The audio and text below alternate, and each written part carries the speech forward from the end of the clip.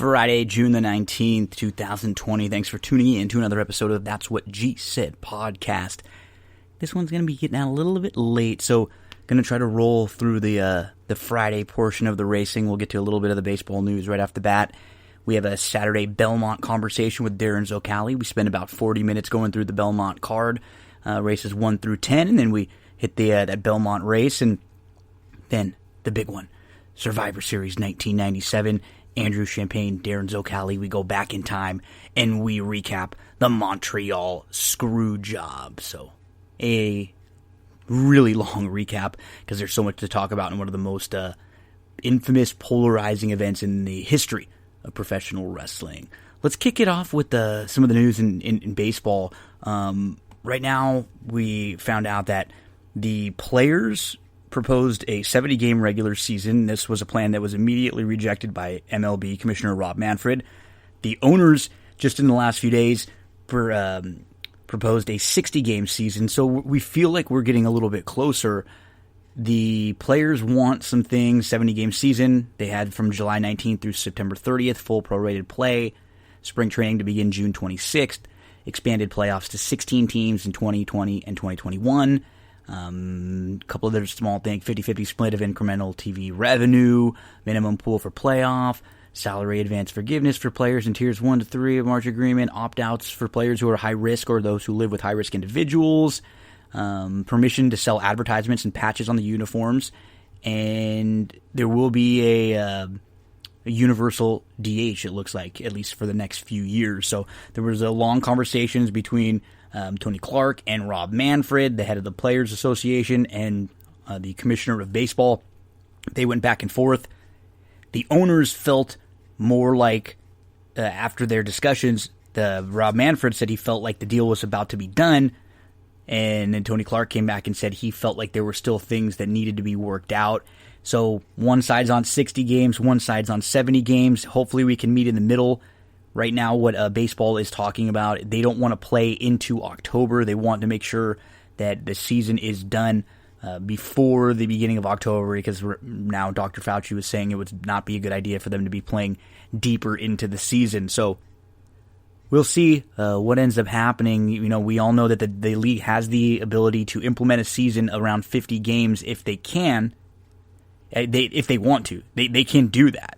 So if there's no agreement, I think in the next few days, that's probably what's going to happen. But hopefully something happens and we can get at least in the 65-game range or so. We'll continue to monitor all that news in the world of baseball. Let's hear from one of our sponsors, and then we'll get into the Friday horse racing. We have best plays for Churchill, Belmont, Santa Anita, and we'll get to a late pick for Pleasanton. Big time sports are on the way back, and that means we're going to be playing a lot more daily fantasy sports. I want you to check out this new daily fantasy website and app. It's called Thrive Fantasy. You can go to the website thrivefantasy.com or download it and then put a few bucks in right away and check it out and test it. I think, to me, that's always the best way to test things out. And when you do, if you sign up for a new account, if you deposit at least $10, you'll get and you use the promo code GINO, G-I-N-O, you'll get an instant $10 bonus credit. It'll come right to your account within minutes. So nothing wrong with getting a free $10 right back just for using that promo code GINO. You can get an opportunity to play in, once baseball, basketball, football is back. We'll be playing in all sorts of contests.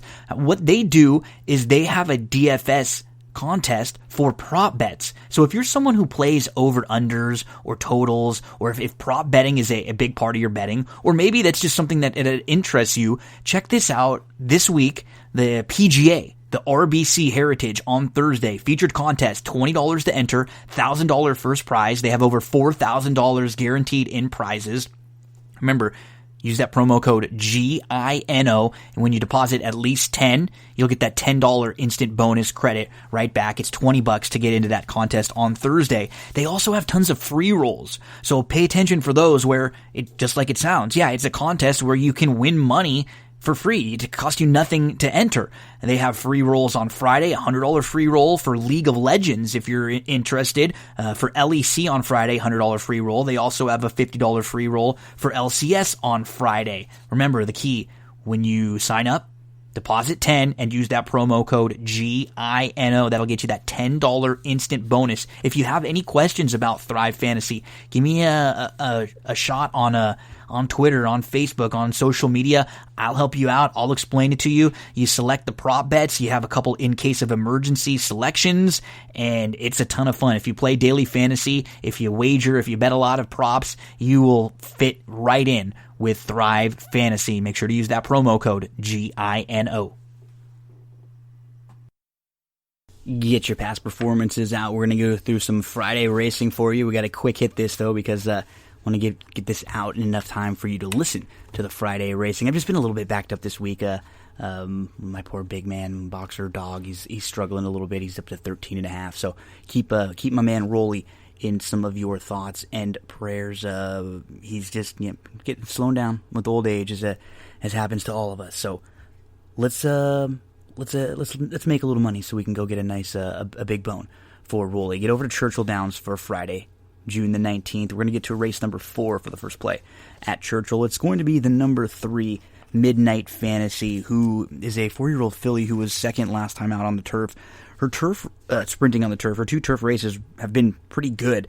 And if you look, 2 back, she hooked me at Mischief. She was in pretty tough company against Minute to Stardom not long back at Delta Downs. Talk about her last race.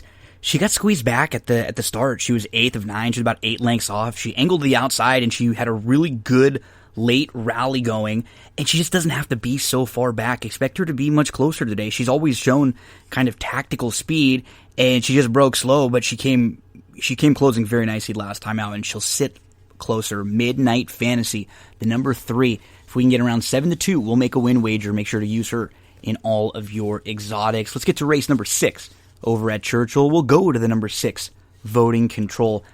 I'd be shocked if this horse is 4-1 or anything close to it.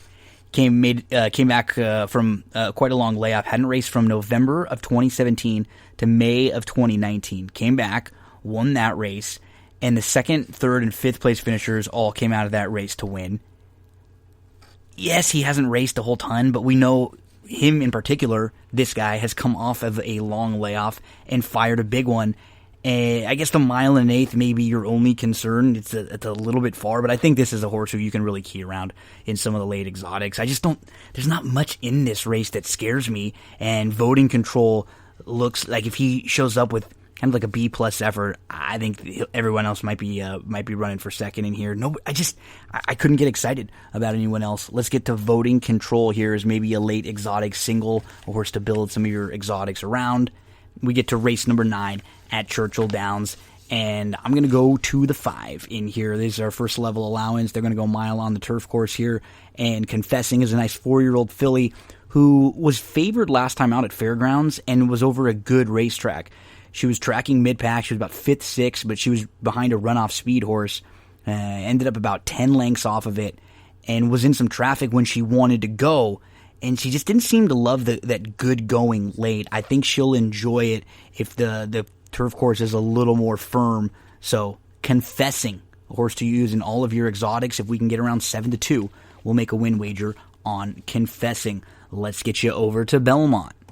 The first play for Belmont comes in race number 4. Let's go to the 5, Creative Style. These are 32 claimers. Creative Style hadn't raced from February to June the 12th. Came back against 25 claimers, going 6.5 furlongs, and got steadied at the start and took up and lost all momentum, was outrun, ended up about 12 lengths off.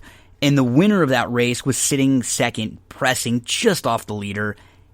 Creative Style got going late. Now is going to stretch back out to a 1 1/16, and he's going to be sitting a little bit closer today. He wins at 6.5, 7, and a mile with his running style and what he's shown when he's gone longer and stretched out. He's going to be close in here, especially with an aggressive rider like Saya's aboard. I think you're getting a jock upgrade here. The number 5, Creative Style. We'll make a win wager, and we can get around 3-1. Use in all of your exotics. Let's get you to race number 8 for our next play, and it's going to be the number 6, and that is Summer Bourbon, who last we saw, he was facing open 40 claimers, and he broke well, but he ended up taking back. He was 5th on the inside, then he got caught up in between horses, and he was just kind of going up and down early.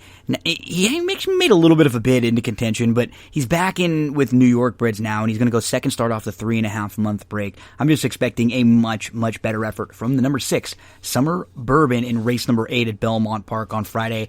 About 3-1 is the value line for Summer Bourbon. We want to make sure we get at least that for our win wager. And then move to race number 9. What's wrong with the 1 Maxwell Empire? So let's go through his career. He's done very little wrong overall on the grass, and most of his work has been going long on the grass. But look at his lone sprint. He was a runner-up behind Turn Decide in a race where Turn Decide was able to get a major tactical advantage over Maxwell Esquire. That was back in November. And since then, Maxwell Esquire has a race going long on the grass where he ran pretty well against First Level Allowance Company, and now he's going to be turning back to 6 furlongs.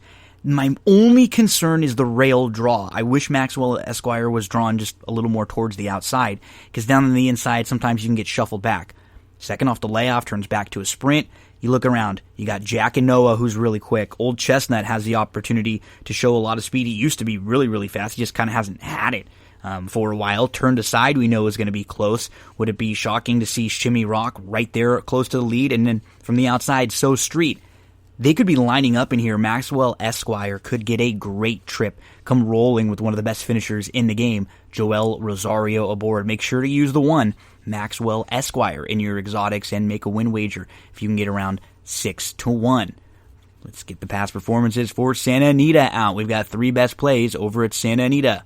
We'll start it with race number 1 at Santa Anita on Friday, and let's go to the 3, Eastern Ocean, who was a really good runner-up when he stretched out last time out on the turf at Santa Anita. He ended up taking back, and he was sitting about 5th, 6th on the inside, but he was only a couple lengths off at the most, tucked inside, and then he started traveling well. He wanted to go. He ran right up onto the heels of the leader. He got in tight, kind of got backed up into, and he ends up losing a few lengths.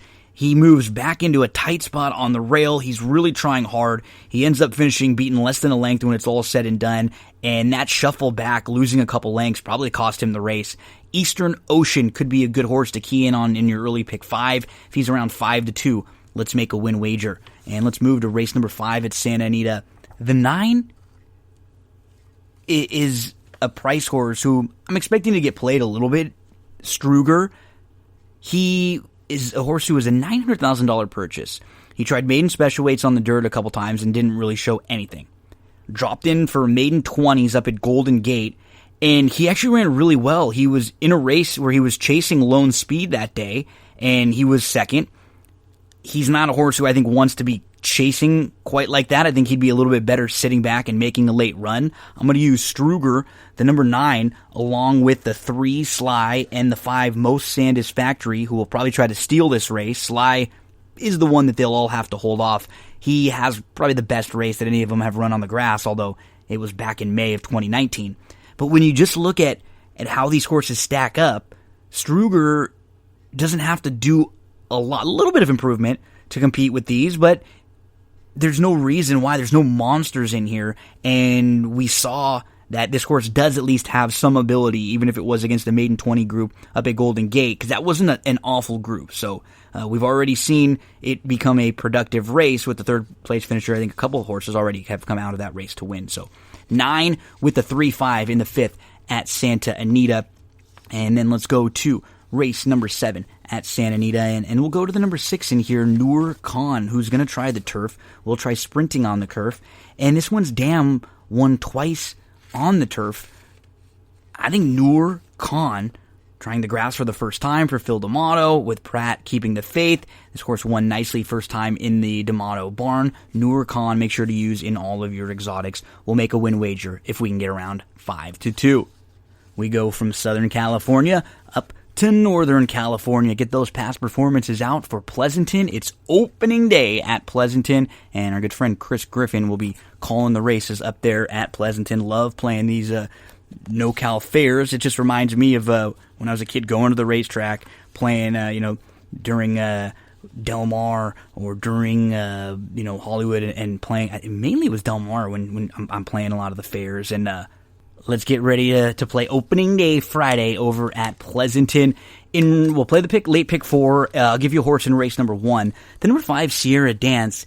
We'll know pretty early on how he's going to fare in this race because he really should be loose on the lead. There's nobody consistently as fast as him. Now, with a horse like Boe Howdy, he has some speed. If they decide to gun him, he might even be faster than Sierra Dance, but he just doesn't consistently break well enough or is not consistently asked for enough speed. Maybe against a group like this on the big drop he will be, but I think at around 4-1, Sierra Dance is worth the wager. The value line for me is about 3-1. Hopefully we can get that 4-1. That's the number 5, Sierra Dance. Make sure to use in all your exotics. In the 4th race, it starts the late pick 4, just 7 races at Pleasanton on opening day. To me, the key horse in this race is the 2, Engracia. She's a first-time starter. The dam of this horse was a 7-time winner. She's produced 5 foals. 3 of them have won so far, including a horse named Crazy Prophet, who earned $194,000.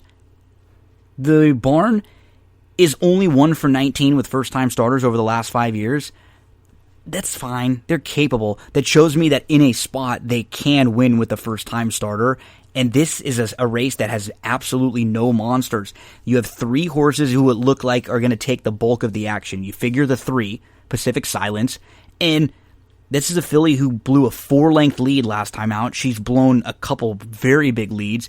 She cleared the field, and she put away the filly that pressed her. She opens up 4 lengths in the early stretch, and then she gets nailed late. Obviously, the cutback and the dropper is going to help Pacific Silence, but she's got to show that she can do it on the dirt. The 5 Sweetener looks to me like the most logical winner in this race on the big drop, second off the layoff. Some of these races that he ran, or she ran, this 5-year-old mare early in 2019 at Santa Anita would dust this group.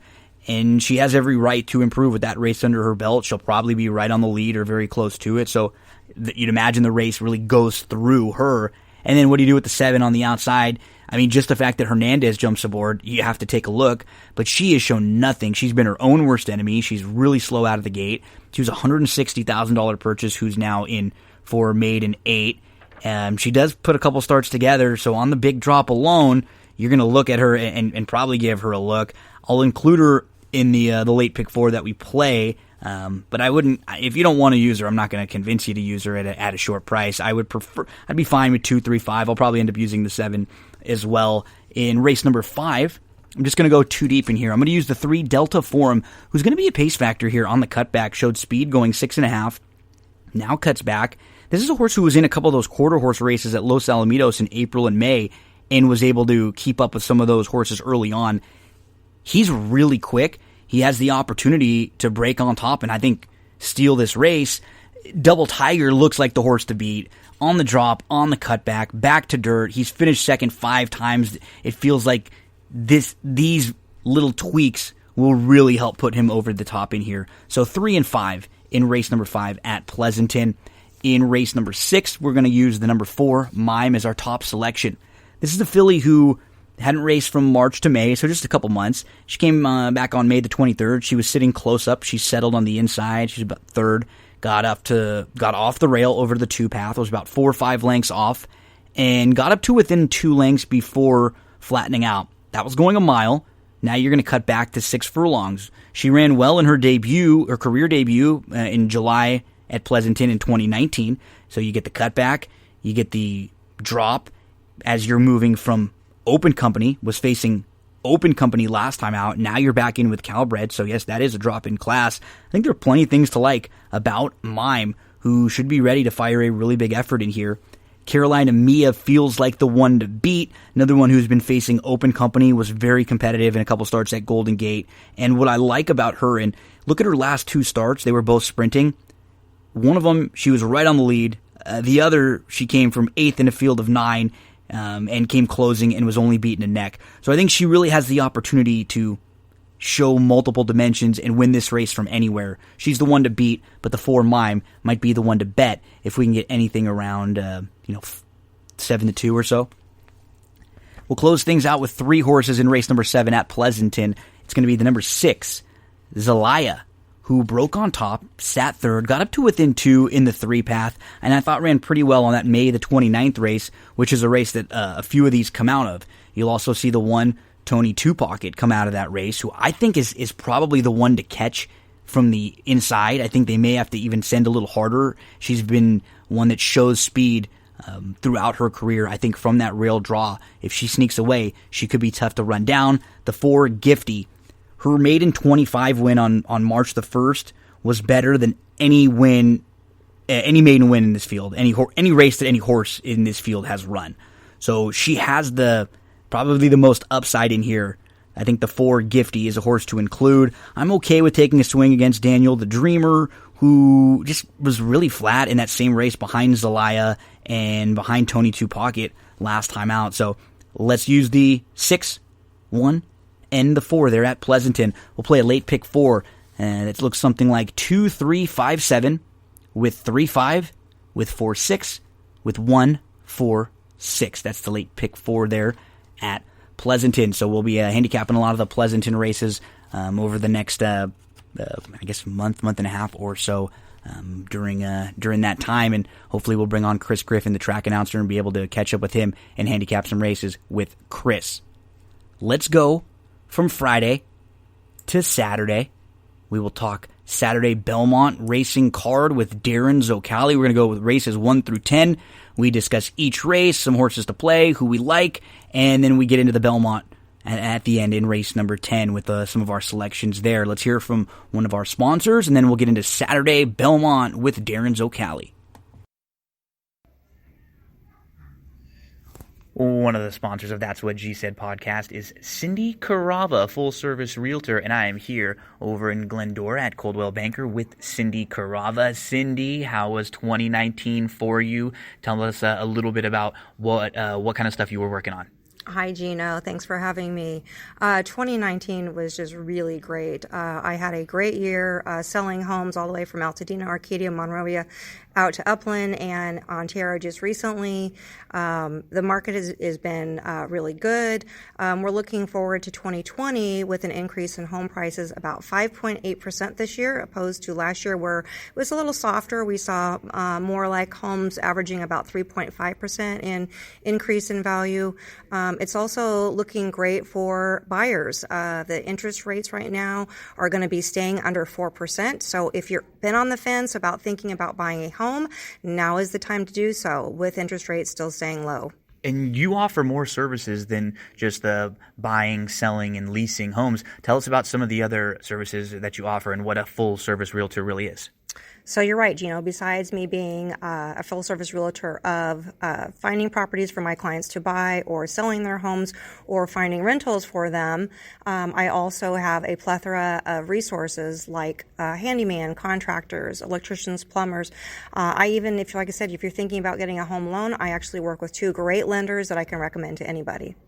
And you're all over the internet, social media, websites. Let us know some of the places where we can find you. I know I've seen some reviews on Yelp and on Zillow. Everyone always has positive things to say. Everybody hears me raving about you all the time. But where can everyone else find out information about you or contact? Thank you, Gino. Yeah, I am on Facebook and Instagram and LinkedIn. And you can contact me on my website, which is www.cindycarava.com, or my email, which is cindyc.realtor@gmail.com, or feel free to call or text me on my cell phone, which is 626-394-6400. Cindy is awesome. She's one of the kindest and most genuine people I've ever met. I promise you, you will enjoy every minute you interact with her. So thank you very much, Cindy. Appreciate all of your support from That's What G Said podcast. Thank you, Gino. Have a great day, everyone. Very lucky here on the That's What G Said to have some really, really good friends and some people who have, in particular, over the last, 5 or 6 months, once everything started with the coronavirus, we started doing a lot longer shows on That's What G Said, but I can't really do that myself. I don't think anybody would really want to hear me for 3 or 4 hours all just talking, just me. And one of the men who have really stepped up and helped me, I mean, you hear him every week with the old wrestling recaps. We previewing, we talked NFL draft stuff. We previewed Backlash. We talk racing all the time, and we're going to go through the Belmont card this weekend again. So That's What G Said. Very lucky to have the help from Darin, Zoccali, good friend DZ. We got a a Belmont card this weekend to talk about. I think people are disappointed. It's a little bit lackluster. We don't have deep fields. We don't necessarily have, races where we might be able to find 20 to 1 shots. But I try to think of it like, hey, 3 or 4 weeks ago, we didn't even know what was going on over there in New York. We weren't sure when the racing was going to come back. We weren't even expecting days where we'd be able to get 4 or 5 graded stakes races. It's a bummer. Would I love to have some bigger fields? Yes, but I'm trying to look at it from that point of view. Yeah, I agree. I mean, look, obviously this is not the optimal card that we would hope for on a Belmont Stakes Day, but there's a Belmont Stakes. There's a series of stakes races. And you know what? The undercard is actually pretty cool. It is. We got some really good races on the undercard. I think you can find some value in some spots. So, yeah, I agree with you. I'm going to take a similar approach. We've got a Belmont Day. It may not be everything that we hope for, but it's there, and it's something that we could sit back and enjoy, so I'm going to do just that. Shorter fields, a key to them. It's more about beating some favorites, or capitalizing and maybe singling or doubling up in some spots where you feel the favorite just isn't going to get beat. That's really what this day is going to come down to, because we're going to have a few races where there are projected to be very short price horses on paper. I don't think that's going to be the case in race number 1 when we get things started. This is actually one of the better betting races on the day, where we have a good field going a mile on the turf course. These are high-level maiden claimers, maiden $75,000 claimers, so not necessarily like the top-tier maidens, but these aren't low-level maiden claimers by any sense of the word. We'd imagine the Chad Brown entry is going to take a ton of money with Conglomerate, Traffic Pattern. You have a couple first-time starters here for Klarovich Stables. I thought there were a couple horses to look at. I thought, both the 7 and the 9 are very interesting horses to me with some upside. Holy Emperor, who on March the 7th was on the grass, the only time we've seen him on the grass in 3 starts. He ran really well that day. He was going a mile and 1/8. He set the pace. He ended up fading for 3rd. In his next start, it was a race that was taken off the grass. He was showing a little tactical speed, but he faded in the slop. I think he'll get a big jock upgrade here. I don't think he's like a need the lead type. He just kind of got the lead in a race that was going pretty slow. So I expect him to be forwardly placed. I think he has a little bit of upside. And then for me, Darin, the speed, first time on the turf for a horse who he doesn't have a lot of immediate siblings that have done well on the turf, but he's sure bred for it with the Dynaform or the Malibu Moon there. So I thought the 7 and 9 were horses to at least maybe use in your early pick 5. Well, this is going to be boring, Gino, because those are my two horses. There we go. Nice. Literally going to – I'm only going to use 2 here. I think so too, yeah. I get that the Chad Brown horses could be tough, but look, combined they cost $320,000 at sale. Klarovich is willing to lose them for, $75,000. I hate that. I just hate it. Yeah, I hate that angle. This is not a spot that this is a spot that I would let Chad Brown beat me every time. Especially if he's going to take a lot of money. The rest of the field is pretty questionable. And for me, look, Scano is 3-1 money line favorite, is 0 for 9 lifetime. I'll let that beat me every time also. So for me, the 7 and the 9 look rather logical, and maybe that's a little, and maybe that's a weird thing to say when they're both 6-1, but they're both dropping down from maiden special weight. They both have shown some ability. Holy Empress, the dam of Holy Emperor, was I believe a 3-time turf winner. Striking Speed is out of Moonlit Bay, who was a Mid-Atlantic turf winner of 3 or 4 starts as well. There's turf up and bottom there. I think both of them are going to be prominent early. I think they're going to be prominent throughout. I'm keying off them up and down in tries, and they're the 2 horses I'm using in the pick 5. Yep, completely agree. We move on from race number 1 to race number 2, and it's a bummer that the Woody Stevens, which we generally see like the Woody Stevens and the King's Bishop in those races, get these big fields with a ton of 3-year-olds that might have been trying to get on the Derby Trail or Triple Crown Trail and ended up cutting back.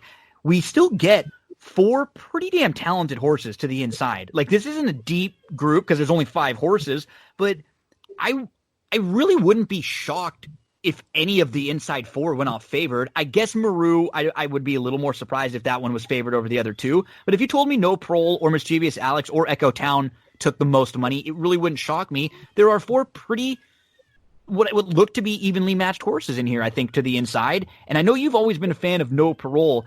I like him in this spot, too. I think he might be the fastest. He gun from the inside. He seems like a horse who's always had ability. You just put a line through that Rebel, and we saw what he wants to do sprinting last time out. I kind of like him from the inside draw, but I do think that of those inside 4, like, you can make strong cases for any of them. Yeah.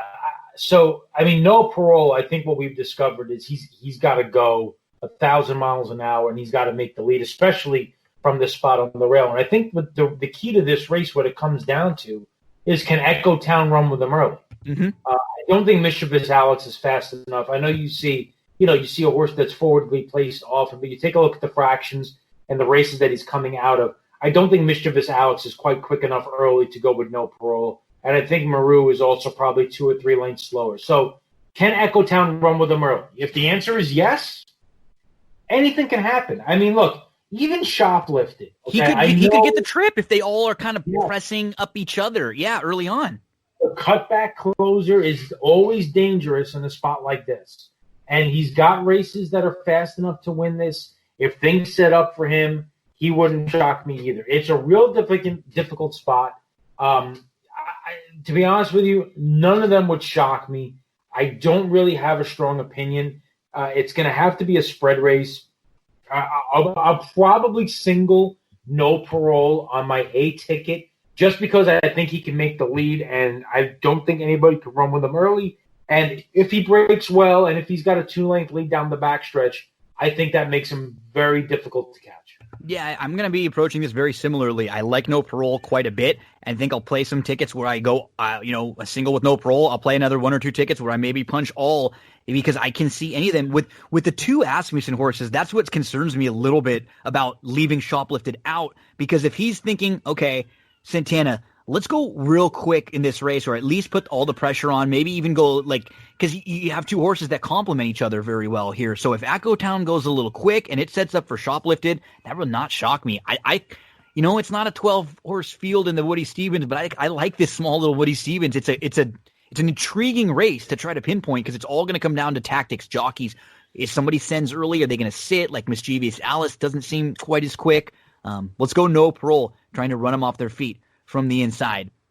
We move to race number 3. I think the question in this race, Darin, is can we beat the outside 2 fillies, Indian Pride and Mrs. Danvers? They kind of look pretty tough on paper. Yeah, obviously. I mean, Indian Pride ran really well in her second lifetime start in the Raven Run, broke her maiden in fine fashion. Mrs. Danvers, I mean, same thing, good maiden breaking win as a 2-year-old. Out of the 2, I prefer Indian Pride strictly because she's the 4-year-old. Against the 3-year-old and Mrs. Danvers. Both of them come with questions off the layoff. Mrs. Danvers a little bit more. She hasn't raced in 10 months. That's a lot for a filly with only 2 lifetime starts. Mm-hmm. Indian Pride, maybe I have a little bit more confidence with Chad having this one with the screws completely tight the first time, whereas Shug tends to be a little bit more patient. So out of the 2, I would probably say Indian Pride would be my preferred of the 2. I don't necessarily think anybody else in the race is fast enough to beat them. Yeah, I don't either. I would love to try to take a shot against horses like this coming off of the bench, but you want to get caught up into Palomita when you look through the rest of the field, but then I feel like she might get bet too much. Yeah. Like for her actual chances to win this race. So, because I just don't love her, and we start eliminating, like I'm not a Carrizo or Sea Sparkle, Maiden Beauty, or Forever Change. So you're eliminating, you're down to these 2. I think I might take approaches like how you did maybe in the pick 5, where we kind of can play the 2 deep in the first, then we can maybe go all, and maybe we pick or choose here with either Indian Pride if you like Miss Danvers a little more. Having Indian Pride singled wouldn't be a bad spot in here. As we move to the 4th race, we're going to see a super talented horse from the inside. The only thing about a couple of these races today on Saturday at Belmont, where you're going to have some really short price favorites, one thing that I did notice, and Decorated Invader is one of them, he's got a crazy wicked kick. I mean, he's done very little wrong in his career. He was super impressive in the Breeders' Cup when he had trouble. But he's not like a standout on numbers and figures in this group compared to some of the others in here. He's definitely the most accomplished, but when you see him, even later with like Tis the Law and some of these horses, they don't tower over others on the buyer scale or on some of the other speed figures that you're looking at, which you generally get when you're going to get a really short price favorite. I guess that would be one of my only concerns with Decorated Invader. I mean, and the fact that he he's a stone cold closer. So if you ever catch a really good horse who has a little more tactical speed, that's definitely the way you can beat him. Does it seem like this race though is kind of set up? I like him. I have a tough time leaving him out. I just don't know with his running style. I want to try to make a case against him. Yeah, I did exactly what you said. I prefer proven strategies for the reasons that you outlined. Mm-hmm. Yeah, there's a little bit more speed in the race, but he's been proven to be versatile enough where he doesn't necessarily need the lead to be at his best. I think he could sit just off. You take a look, similar thing. Both these horses ran well in the Breeders' Cup. In fact, this horse had the lead, a 16th of a mile from the wire at 116-1. And he was only a couple lengths behind Decorated Invader in the race before that in the summer. Like, it wasn't like he got trounced by him. Correct. Decorated Invader has one start back in March, 88 Buyer Speed figure. Good race, no question about it. Proven Strategies has progressively gotten better. Last two races, 87 Buyer Speed figure, 89. Both right there. Both have progressed to similar points. Why would I take the 6-5 on a stone cold closer when I'm getting 3-1? Now, granted, look, they may come a little bit closer post time. We'll have to see. But for purposes of the multi-race exotics, I'm going to lean a bit more heavily on proven strategy. Yeah, and that makes a ton of sense. To me, the real key is looking back at some of his races and seeing that he can sit. He's not a need the lead type horse. So if for some reason, you get Vanzy or even maybe, the Maniac, who I like, I'm talking about in a second, ends up going, which I don't think will be the case. Proven Strategies can sit, but you're going to have a horse who's going to be a better price, and you're going to be getting a few length jump at the very least on a horse who's got a better last out speed figure, a better last out buyer figure, so to me, when I'm looking at these favorites to try to beat, the ones that don't tower over you on speed figures might be the ones to try to beat. And one like Decorated Invader, who's going to have to come from the clouds, might be one to try to beat. I'm going to include I'm going to include the Maniac in here. Maroon Maniac. I was getting caught up in my words here. So his debut race, he's at Tampa in February, and he's second behind a horse named Domestic Spending. That race has actually come back very live. That horse came back to win his second start. He won a first-level allowance. There were 3 next out winners out of that day. And actually a horse who was in that race named Quid won today, or we're recording this on Thursday. He actually won for Maiden 40 when he dropped in for Maiden 40 in his second start since that race. So it's become a really productive race so far. I think this is a horse who just kind of got the lead because they were going slow and he was better in the race taken off the grass at Tampa. He's going to need to improve, no doubt about it. But I think he can. I think he can jump up. He has the style where maybe he sits right behind Proven Strategies, or maybe he sits third where there's one or two going.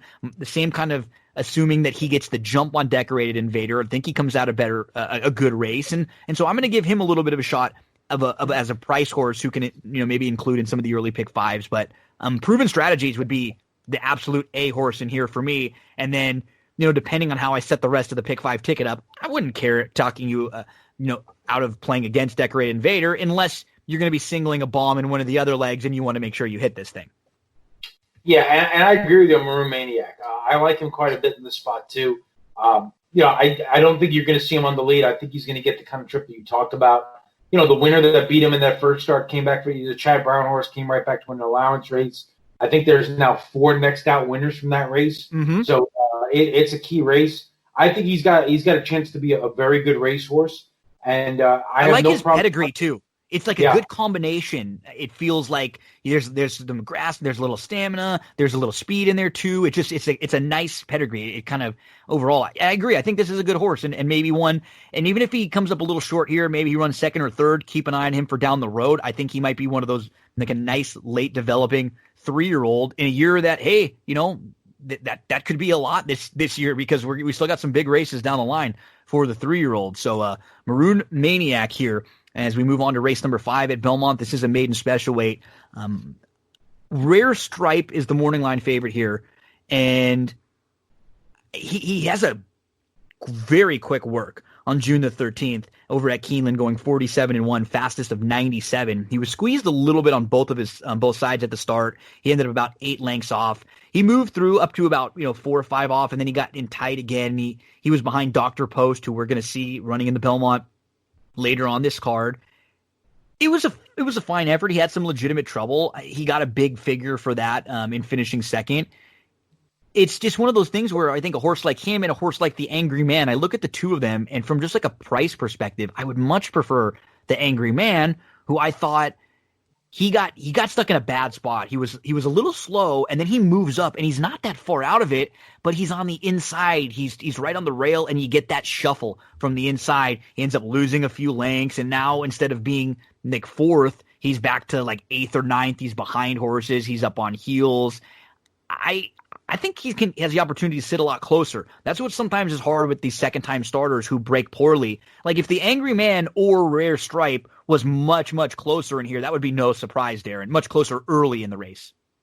Yeah, it's a difficult spot. Plus, you have a top Pletcher firster who's out of a Daniels Stakes winner on the far outside that, I'm really not sure what to do with. The Angry Man is a horse that I like quite a bit as a prospect going forward. I actually think moving forward, though, I think there's a horse that might actually do his best running on the grass. You can see they got a turf work on there, too. They've been thinking that at least a few weeks ago. They worked him on the grass. Yeah, I mean, the summer front is by War Front.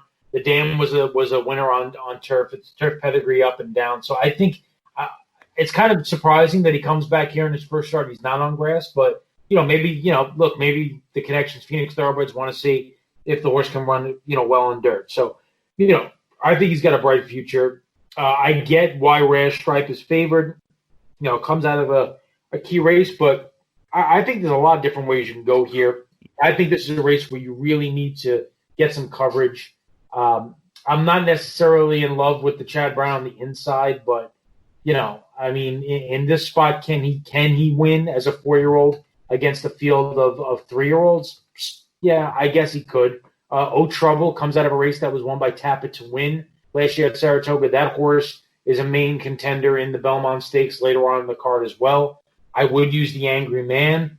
I would use Rare Stripe and maybe the Pletcher Firster. I might have to go 5 deep here, in order to get through it to try to cash this pick 5. And let's say maybe the Firster doesn't have a ton of speed because he's going 7 in his debut, and maybe the two horses who didn't break well, maybe they are horses who are a little slow out of the gate, like the Angry Man and Rare Stripe. Well, then, man, Rare Trouble could get a great trip in here. He might be the one to catch if he just breaks alertly. And he came out of that key race he talked about with Tap It to Win, who's, going to be a major contender in the Belmont. And the second place finisher that day, Complexifier, came back. He's multiple stakes place. So, yeah, for me, definitely the two. Like, I'm probably 3 deep at the very least with the 2, 5, and 7, and probably in some shape or form the inside and the outside. Like, I don't want to get beat by the Brown, and the Pletcher in a race I don't think is that strong. But for me, I think I'll key more on the 2, 5, and 7 with Trouble, and the Angry Man is kind of my top 2 here in this 5th.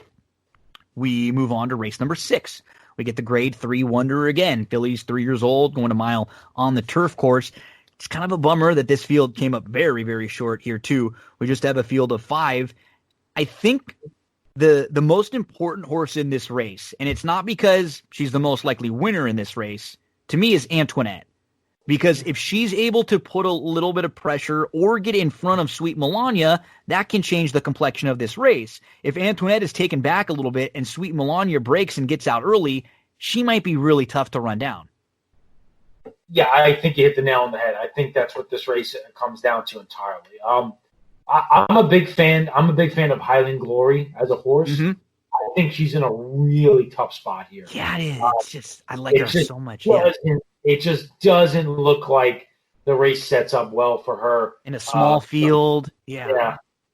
And looking at the race on paper, look, I hate betting chalk, but if Sweet Melania just coasts out there like Newspaper of Record did, last week, I think she's going to be incredibly difficult to catch. And you're banking on a horse in Antoinette, who broke her maiden on the turf, and she showed some speed, but I don't think she's as fast as Sweet Melania. And Melania can sit.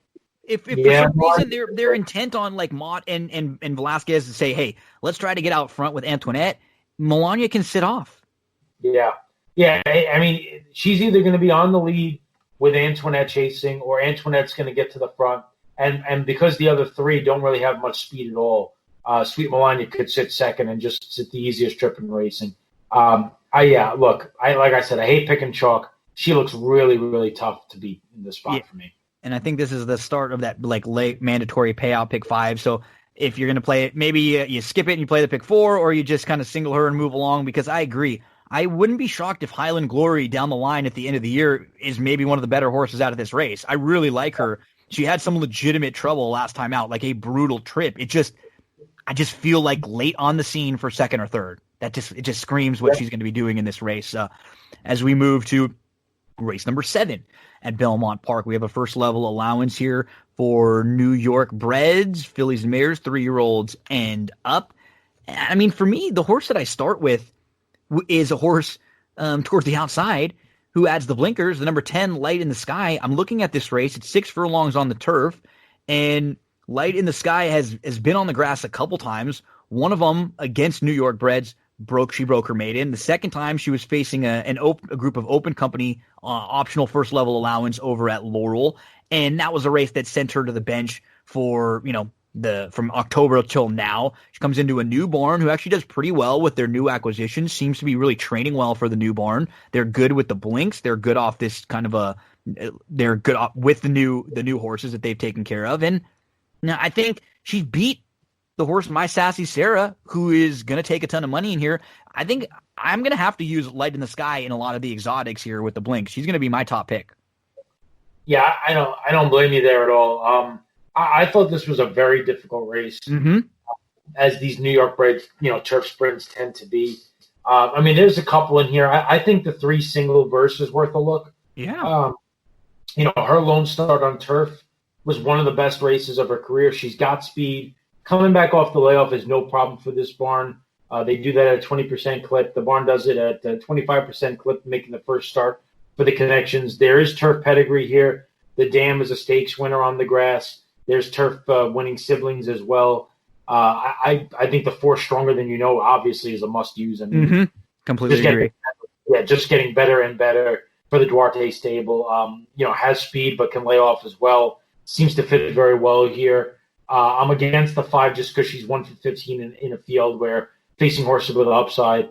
But even the 6 Noble Jewel. So yeah, she only has 1 race on paper that looks good, but her last 2 starts, she went too long. Probably. She don't want to go. She's in the race in that August race at Saratoga. You can completely excuse the race that's taken off the grass, and even make a legitimate excuse, like you said, going too long. And then we haven't seen her since August, so there was probably some sort of a physical issue after that. They sent her to the bench for a while or to the farm to figure out. She's done like nothing wrong sprinting on the grass.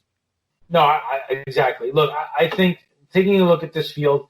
Again, I think Single Verse has a shot. She's 8-1 in the morning line. I think Noble Jewel has a shot. She's 8-1. I think Light in the Sky has a shot. She's 8-1. And I put them all on a very similar level to My Sassy Sarah and to and Stronger Than You Know, who are probably going to be the 2 favorites in this race. So that's how I'm going to bet accordingly. I'm going to probably key off the 3, 6, and 10 and try to get one of them home in the top spot to spice up the exotics.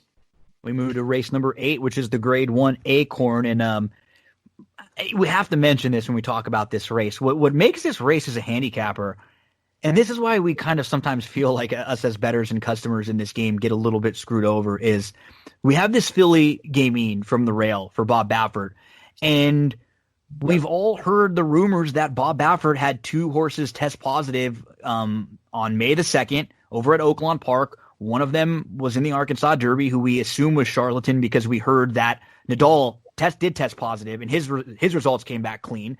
And we've never, and Jay Privman even said he's been asking about this every day since then. And we don't know anything about this filly who reportedly had a positive test, a month and a half ago. Now she comes back here where she's going to be an even money favorite in this race. It's just, it's a weird thing to have kind of hanging over, which we've seen with other horses throughout, like it happened with a ton of the Joe Sharp horses, down at Fairgrounds earlier this year. And it's weird when something like that happens and they're already racing before we've got this figured out. Yeah, no, I totally agree. And you're kind of betting blind because of that, does she comes off a huge effort, and maybe she was enhanced a little, because if you take that last effort where she obviously jumped up and improved, and then she's a Baffert filly, right? She's talented. Baffert's talked about her, liking her a lot. They spent a ton of money on her. But if we're only playing her off her maiden win, instead of what she did in that big effort where she jumped up and, her speed figure got really, really high. And remember, too, that was a race that was kind of like a controversial speed figure race that they were talking about when they made the buyer after with Speech, because Speech ended up running a number that was much higher than any of the numbers that she had run before. She's also a talented filly, but there's just something weird about that race to me. I totally agree with you. I don't know if they've all come back to race or not. I think Speech ran second with the Anita Oaks, correct? Yeah, to Swiss Skydiver. Yeah, she was well beat. Yeah. Yeah, well, she got beat by 4 or 5 lengths. Mm-hmm. The horse that ran third came back to run a Churchill on the grass, so you don't know what to make of that. I'm not sure about anybody else. I didn't go too far down the line. I think Ain't No Elmers was in that race, and she didn't run well in the dogwood. So, Speech came back and ran okay. I don't think that race has come back particularly strong. But I'm going to be honest with you. I prefer Casual anyway. I think Casual might be, sensational. From what I've seen in her 2 starts where she's paired up figures. I thought the way that she kind of sat and held her spot in her first start, waited, and then just kind of went into the breach in between horses. I mean, that showed me that's a professional racehorse breaking her maiden first time out for a filly. Yeah. And I thought her last race, I thought she was well in hand. I don't think Santana got to the bottom of her there. Asmussen's got these sprinters this year. That freak over in that ran out in Churchill last year. That could be my God. It's wild. It's wild what he's got. I think this filly has a shot to be a potential star. So I actually prefer Casual, and my feeling is that Casual and Gamine are going to be much closer in odds than the even money 3-1 morning line. I think so. I'm preferring Casual to Gamine also.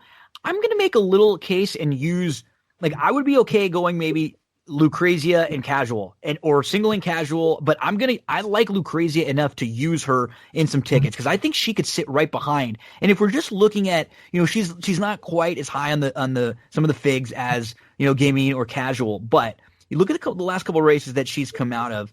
She was second behind Swiss Skydiver after she won the Suncoast and won pretty nicely. She doesn't need the lead, but she doesn't need to be far out of it.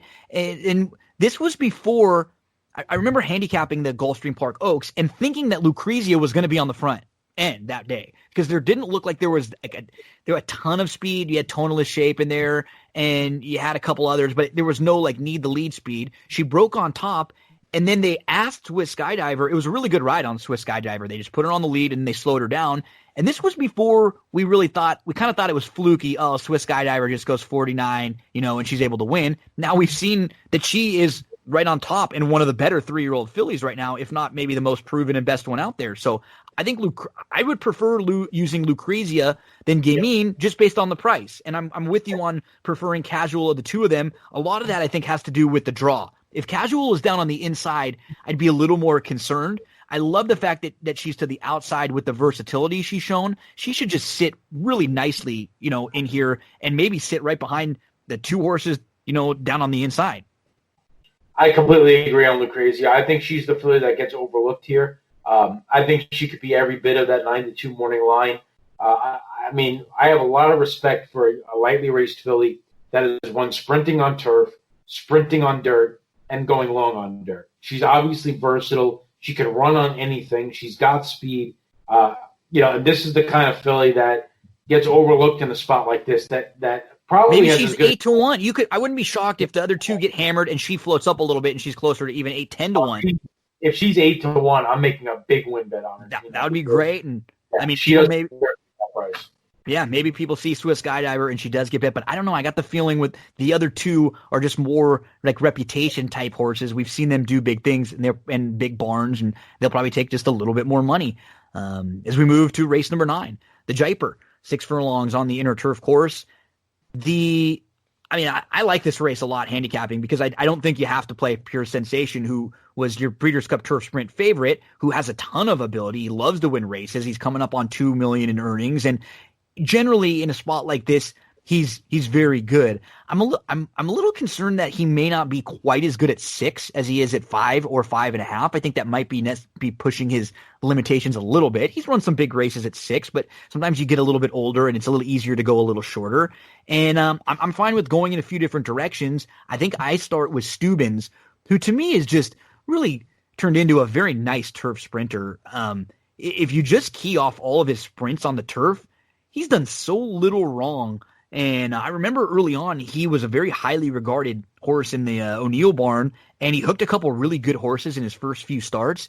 And then that was when they changed the plan a little bit, and he became more of a turf horse. And he just shows up each and every time with a really good effort. I like him a lot in here. I think I'm going to kind of build, a lot of exotics around him. But the question is, Darin, what are we going to do with the most polarizing horse in all of horse racing, Hidden Scroll? It's the Roman Reigns of horse racing. It really is. The Tim Tebow. Yeah.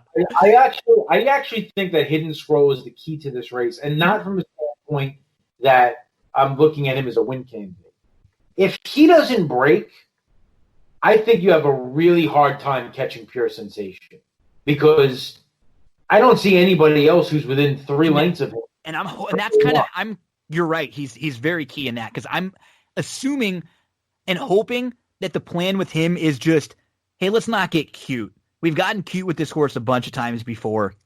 Maybe just going short on the grass is what this horse wants to do. So I'm hoping and assuming, and I'll even float him in on 1 or 2 tickets, just thinking that maybe they just say, let's send this horse as hard as he can go. And if he can't go 6 on the grass going hard, then this horse really doesn't have the kind of ability that we ever thought he did. So I'm just assuming that has to be the plan. I can't envision wanting to take him back off. He just doesn't really pass horses. He's loomed up, even in that Count Fleet. He looked like he was the winner in that race, man. He loomed up and then just flattened out. Yeah, if they don't send him in this spot, I think they're basically conceding the race to Pure Sensation. Look, I'm going to bank on the fact that he breaks. I'm going to bank on the fact that he pushes Pure Sensation a little bit. I'm gonna probably use Texas Wedge quite a bit. Sure. Second race back off the layoff of Peter Miller. That last race might have needed it. Was off for about 4 months. 2 starts back in the World of Trouble Stakes. Very nice looking win going 5, a win going 5.5. Has enough tactical speed where he can lay close.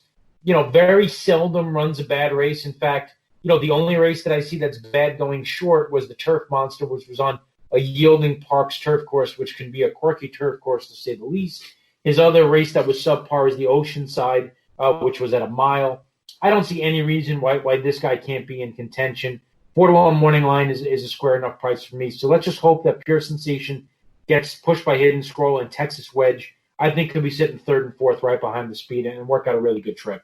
Yep, Texas Wedge will be on almost all of my exotics. I do think Alexandra's a little interesting. I think she's got some ability here too. There's a horse who I've always been a fan of, Kanthaka. I was actually a real big fan of him when they turned him back to sprinting. I just think keep an eye on him down the road from the rail off this kind of a bench as a first-time gelding. He's got ability, but I just don't know if he's going to be good enough to beat a group like this with nothing under his belt since May of 2019. But Alexandra, Texas Wedge, Stubbins, and then Hidden Scroll would be the horses for me, hoping that, like we said, Hidden Scroll and Pure Sensation push each other, and then giving Hidden Scroll a chance to maybe run them off their feet. But it's just a horse that we can't really trust anymore, and he's hard to key in on, and he's quirky. He seems to be his own worst enemy. But anytime he's running, it's fun because, there's going to be great conversation on Twitter. And it feels like anytime he runs, like something crazy happens in the race. So expect something bizarre to happen in the 9th race in the Jaipur on Saturday. And maybe the bizarre thing is that Hidden Scroll wins. And that would be kind of bizarre if he kind of settled down and just became like a really nice horse after all is said and done. So we get to the Belmont, race number 10. And the new Belmont this year, 1 1/8 miles.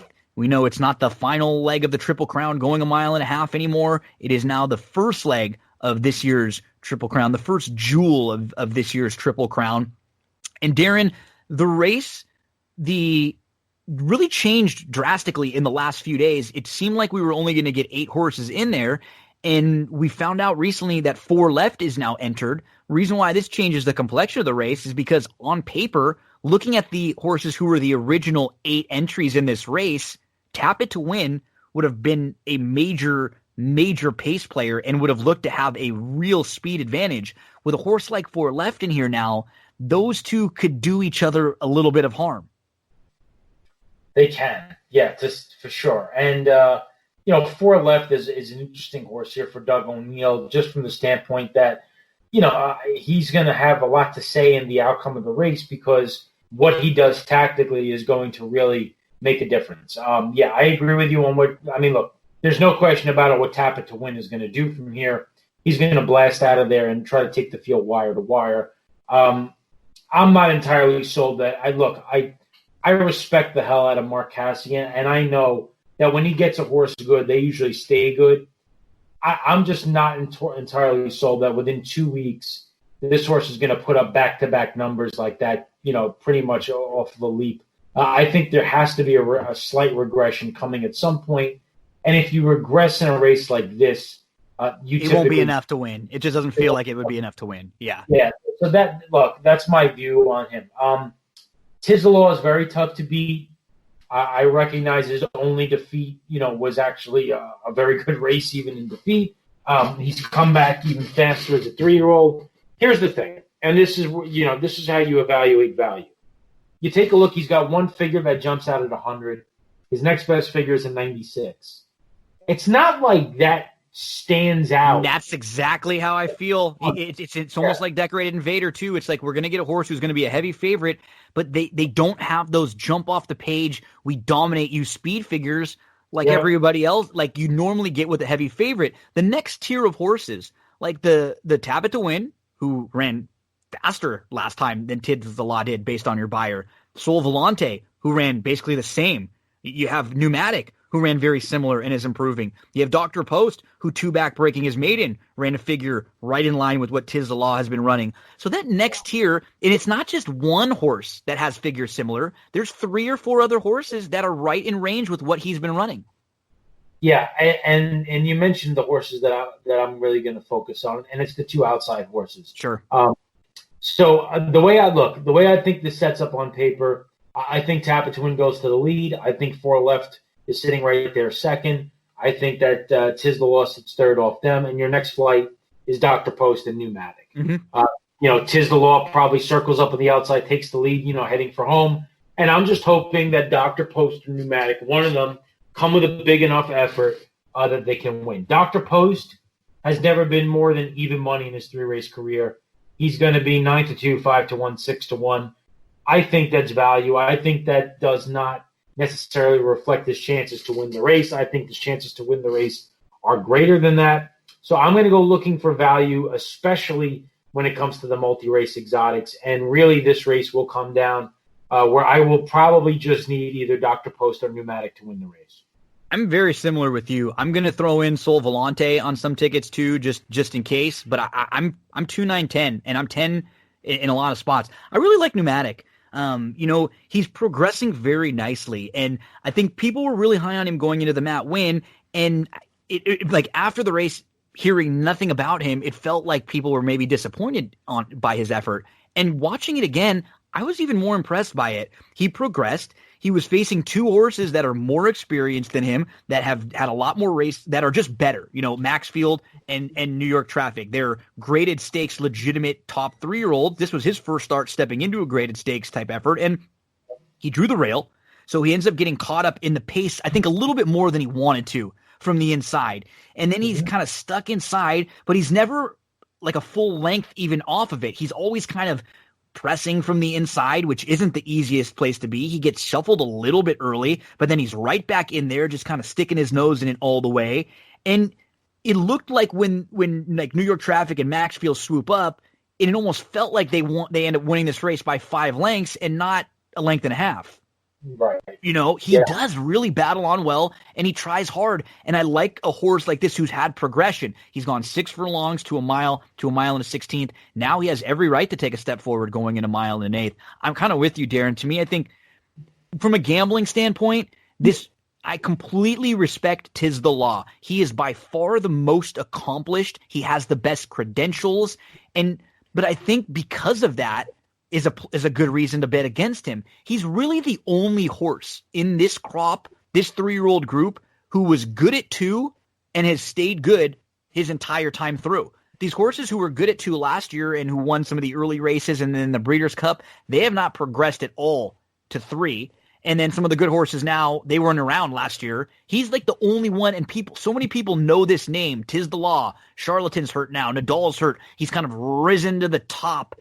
I think you're just going to get a way undervalued horse. Yeah, I completely agree with you. I think you're going to get bang for your buck. I think his price is not going to represent his chances to win either. Look, if 'Tis the Law wins the race, would I be surprised? Of course not. Not at all. Nope. Look, when you handicap races, you have to measure what a horse's price is, his chances to win the race, and comparing him to the other horses. 'Tis the Law at this point is just not that much faster than the next rung of contenders, the next rung of players in the race. And when that situation presents itself, you can't take 4 to 5 even money on that horse and allow one of the other horses to slip away at 7-8 to 1. That's just bad business when it comes to handicapping races, and that's the approach I'm going to take in the Belmont Stakes. Darin, Zoccali, we went through races 1 through 10 for the folks out there. It's it's like I said, it's a Saturday that we wish we could maybe have a few bigger fields here and there, but there's plenty of races to take stands against favorites. It looks like there's at least a few horses that are going to take a ton of money that we can, look at as vulnerable favorites, take swings against, single against, not use them in our exotics. And to me, I still had a lot of fun handicapping this card. There are still a lot of good horses running. It's just with the schedule and racing and all these tracks opening back up, I think we've seen the stakes horses spread around. And I also think what ended up happening, horses that, think about a month ago, how deep were those allowance races, at Churchill and at Oaklawn, even right before that? We had a lot of horses who didn't know what the hell the schedule was going to be like. I think they just some of these horses ran in spots because there was a race to run in, and they might not be ready to run here, or maybe now they don't fit the schedule. They're running the bluegrass or a stakes in the next few weeks. So there were some unforeseen circumstances this year that threw everything out of whack.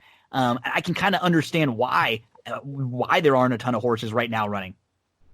Yeah, I mean, you have to take into consideration that there's a lot of races left. And look, travel stuff too, shipping stuff too, the virus stuff too, like horses that were maybe taken out of training, like you said, to point for the Derby or races down the line, Breeders' Cup.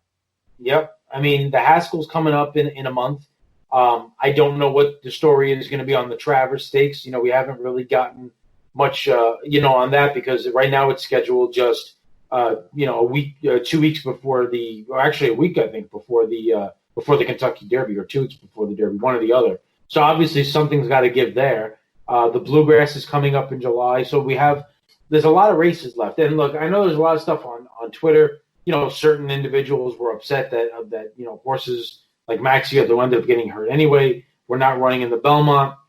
Look, this is a year that, God willing, we're never going to see again.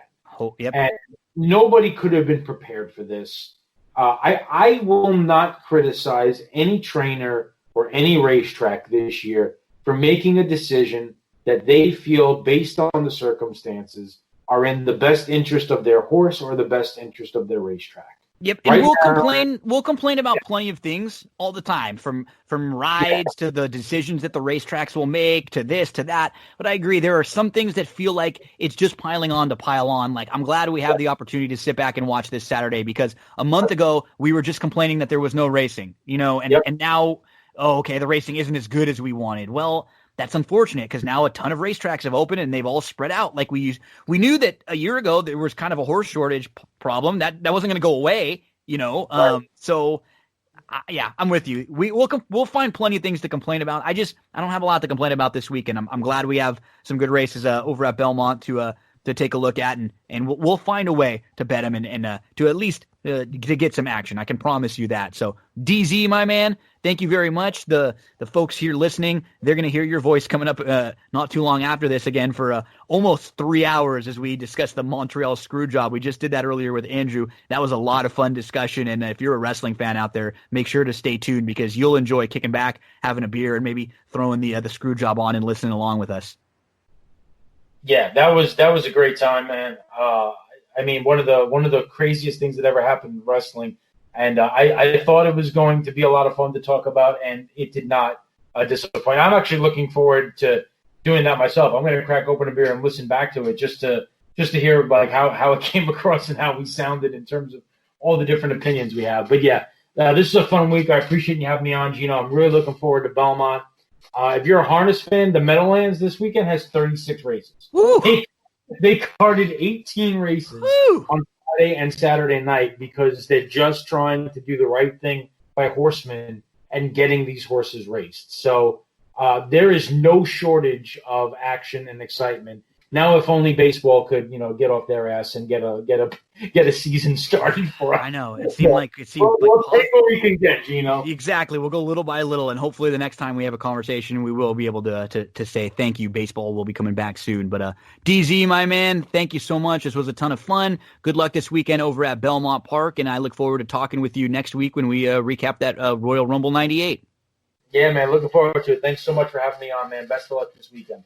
That's Darin Zoccali there. Folks, don't go anywhere. Like we said, there's still a lot left on That's What G Said. We're just going to take a quick break and hear from one of our sponsors. So I know you're a horse racing fan because you're in the middle of listening to the Wednesday and Thursday handicapping stuff. So stop right now. Go to oldsmokeclothing.com. oldsmokeclothing.com. Check this website out. If you're a horse racing fan, this is the way you can show the horse racing fan in you. We're talking T-shirts with horse names, polos, hoodies, long sleeves, zip-ups, hats. They have, the biggest races, slogans, logos, and then, more importantly, there's a deal right now on the Old Smoke Clubhouse. For an annual fee of $500, this is Thoroughbred Racing's exclusive membership for the sport's most passionate fans. You get quarterly packages delivered to your doorstep, filled with apparel, items, experiences that encompass the lifestyle of the sport of kings. So you get 4 deliveries. You get the Eclipse, which ships the first week of January, the Derby, which ships the first week of April, the Spa, which ships the first week of July, and the Royal, which ships the first week of October. Each quarterly package will include a T-shirt only available to members, custom horse racing themed gift, and various package fillers. Annually, you get 1 Old Smoke Clubhouse headwear piece made exclusively for members. You get 1 Old Smoke Clubhouse designer outerwear piece made exclusively for members. And the membership perks of the Old Smoke Clubhouse. 20% off all orders at oldsmokeclothing.com. Access to the Old Smoke Clubhouse online forum.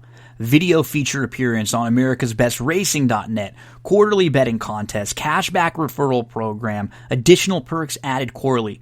For more information, email clubhouse@oldsmokeclothing.com. Check out the website, oldsmokeclothing.com, and we've got a deal for you. When you use that promo code, GINO, you get free shipping, no shipping costs there when you use that promo code GINO. Oldsmokeclothing.com, promo code GINO when you go to checkout. And speaking of checkout, make sure to give a look to that clubhouse that offer $500 annual fee, and you get packages delivered to you all throughout the year. Oldsmokeclothing.com, promo code GINO for free shipping. Big thank you to Darin Zoccali, and it's a voice you're going to hear again in just a moment because it's time for the old wrestling rewatch. We go to Survivor Series 1997. It is the Montreal Screwjob. I don't really have to set it too much because we're going to go through everything. We break this pay-per-view down from every single angle. Andrew Champagne, Darin Zoccali. It's Survivor Series 1997, one of the most infamous wrestling events in history. Enjoy. Our old wrestling rewatch has taken us back to one of the most controversial events, really matches, in the history of professional wrestling, not just WWF, WWE. We're talking, you talk about some of the major incidents, controversies in wrestling, and this is one that everybody knows. You just say Montreal Screwjob, everybody knows what we're talking about.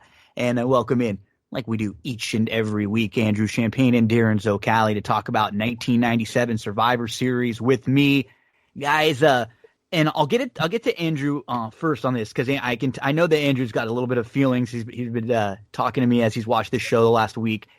It's a show that actually has a bunch of pretty big moments and things happening. Obviously, the big thing in the Screwjob, but when you look back at it, it's not a great show from top to bottom match quality, which was interesting because the roster was pretty good around this time. It got a little bit better in about a year when some of these guys developed, but just from watching the matches match to match to match, Andrew, it wasn't necessarily knock them out of the park. We're getting 5-star classics all the way through. Before anyone jumps to any conclusions, I am going to use the words that I used to Gino right before he started rolling tape on this. I'm not mad. I'm just disappointed. This is a pay-per-view that I remember watching live as it happened with my father back in 1997 because we had no idea how the main event was going to go. There were strong rumblings of Brett going to WCW. We all knew what was going on with Brett and Shawn. It got to where you weren't sure what was storyline and what was real, which we'll talk about as one of the main factors for why everything came together as well as it did and why we're still talking about it 23 years later. Having said that, going through the undercard, I haven't done this in any of our pay-per-view watches. It took me 3 or 4 different watches to get through all of the stuff on the undercard, because while there were some decent moments and while there were some wrestlers who really brought it, Vader in particular, who we'll get to in a bit, Gino, a lot of these matches were terrible. Mm-hmm. Especially the first 2, which means it feels, Darin, when you get 2 matches that kind of drag, like we've been pretty lucky throughout most of our rewatches that we generally get a pretty good opener. In almost, I think, in most of the shows that we've rewatched, that wasn't the case here. As I mentioned, we can see what the WWF at this time is trying to do in each of these matches, right? They're getting over the New Age Outlaws. They're trying to get over Truth Commission and Kurgan, the interrogator at the time. They get Team Canada, over in a big win for the Bulldog.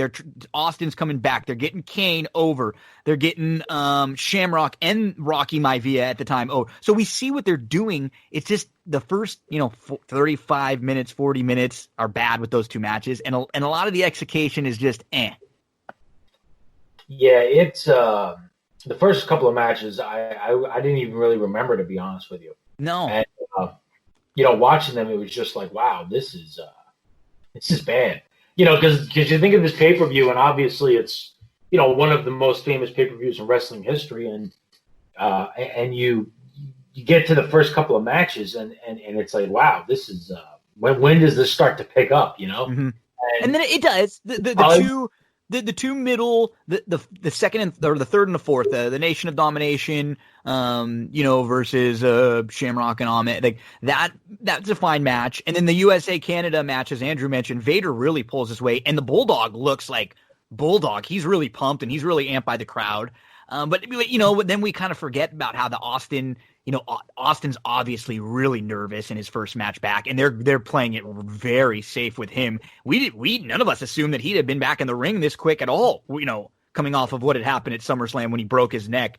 And so it just, the Kane Foley takes a ton of crazy bumps, but that match is pretty slow and plodding. Kane, it's his debut, so he's still figuring the character out. So like I said, it's memorable for a lot of different reasons, and they do a good job with. Think about it. If this is the very beginning of building up the New Age Outlaws. They're trying to do it with Interrogator, and he's really the only one of like 5 that misses. The other 4 all hit. I mean, the Outlaws end up being great. Shamrock has a really nice run. Obviously, they're building up Maivia. The last 5 minutes of that match is decent when they're kind of having a little mini match there. We know what Stone Cold does for the next 2 years, the biggest star in the history of wrestling. And then Kane, has a great run, but it's just, we know that all of these guys can do so much better. I think that's why the word Andrew used, disappointing, feels pretty accurate. Yeah, I would say that's accurate. It does pick up a little bit in the middle, although there's some spots and some matches that leave you, scratching your head a bit, and some stuff about Team Canada that I'm sure we're going to have to, have some fun with as well. But I mean, the whole time I'm watching it, I'm just kind of getting myself in the mindset of getting to the last match, and really trying to just pick up little things here and there in the commentary and seeing if anybody's given any clues about anything, just because of what we know is coming. But yeah, I mean, looking back on it, I guess the way I could say it best is that, in watching this pay-per-view live when I was 14, the Brett Shawn stuff probably just was so huge that I literally just forgot what the rest of the pay-per-view was. I almost feel the same way. I don't really remember a lot of this happening leading up to that match. And so before we get into any specifics and we start going match by match, let's do kind of like a go around the world and just kind of give each some of the setup, that thoughts, stuff we've heard about the Montreal Screwjob. So, I mean, this is obviously the Shawn Brett match. We've talked about these two guys who have been really the focal point of this company since honestly, it kicked off in 92. There were a ton of matches they had in that for the IC title. And then when Brett won the title, we just discussed that Survivor Series 92, really good match they had in the main event. And we see a lot of the video packages that build up everything. They kind of use 96, the Iron Man match, as a starting point. But these two guys had been going at it for years before that, 92 and the Survivor Series in there, and 93. Shawn filled in the Survivor Series there again. We were kind of rivals as tag teams, then as the Intercontinental level, then all the way up into the main event level. Brett kind of got there a little before Shawn did. And I mean, these two guys had been such a big part, and they were friends. And then it turned to bitter rivals, guys that hated each other. The rumors of Shawn faking injuries multiple times when he lost his smile just so he wouldn't have to lose matches to Brett. JR mentions this was a match that was at least like 18 months in the making since that Iron Man match at WrestleMania. And then obviously all the what is supposed to happen. What's supposed to happen in this match, right? And I've heard and read, and we've all read and listened to many different takes on this. And the word is that going into this, Brett does not know he's supposed to lose this match. He thinks it's going to be a disqualification, some sort of a schmoz. He thinks that the next night he's going to come out and relinquish the title. He had said many times, I don't mind losing. I don't mind losing to anyone, but I will not lose to Shawn in Montreal, in Canada. And a lot of it had to do with a simple conversation, Andrew, that these two guys had. And it's funny because it doesn't matter at any level of of industry, of sport, or whatever. A lot of things come down to ego. And Brett went to Shawn knowing that he was about to leave for WCW. Vince said he couldn't, afford to pay Brett his contract anymore. Brett's getting ready to leave. And he says to Shawn, I'll put you over, kind of a thing. I'll put you over. And Shawn says back to him, I'll never put you over. And that was the thing that kind of really, really set it in Brett's mind that I'm not doing this. He said he'd lose to, Shamrock or Austin or anyone, but just not Shawn in Canada. And I mean, those are just a few of the things. Some of the other things, Andrew, kind of set the scene. Some of the stories you've heard, some of the things that like give us your little take on the Screwjob before we get into this event specifically. Before I do that, Gino, I'm going to make a prediction. We've been toying with this in several recaps that we've done.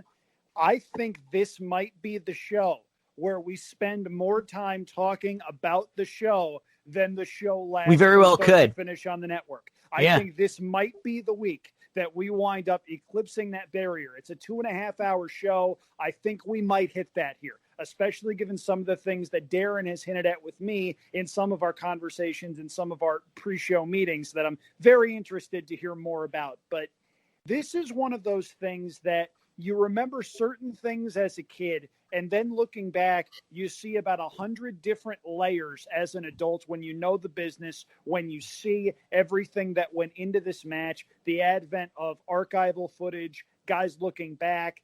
Brett and Shawn did a rivalries DVD for WWE, and Brett remembers absolutely everything. This is one of those things about Brett. He wrote his book that was 9,000 pages based on recordings that he would do every single day from when he was on the road. There were a lot of details. There's a lot about the deterioration of their friendship and their relationship as a whole. And Shawn, by his admission, doesn't remember a whole lot because he was pilled out of his mind. And we'll talk a little bit more about this as we get up to the main event, because even just watching in the main event, you can tell something's not right with this guy. You can tell that he's pretty far gone. And in less than 6 months, he would be done for 3.5, 4.5 years. I forget the exact math, but he'd be done for a really long time. This is one of those things where everyone remembers things slightly differently. You get certain pieces from Brett, You get certain pieces from Triple H. You get certain pieces from the participants in the Dark Side of the Ring documentary. And it's one of those things where it's tough to believe that everybody is telling the truth, because this is a business that's predicated on tall tales and not really knowing the full story. I mean, you listen to Hulk Hogan talk about how he body slammed Andre the Giant. Andre has gone from 500 pounds to about 800 pounds in the span of 30 years. That's just the nature of the business. And Darin, I know you've got some thoughts on this, and I'm going to get out of your way here because you've spent a lot of time researching and trying to connect the dots. And knowing what I know about some of our listeners, this is going to be the stuff they're going to want to hear. So, Darin, the floor is yours. Well, connecting the dots, you run into a problem here. And the reason why you run into a problem is because you have people saying things in one documentary or one interview, and then the same person saying something different about this in another documentary or another interview. And an example of that would be Bruce Pritchard.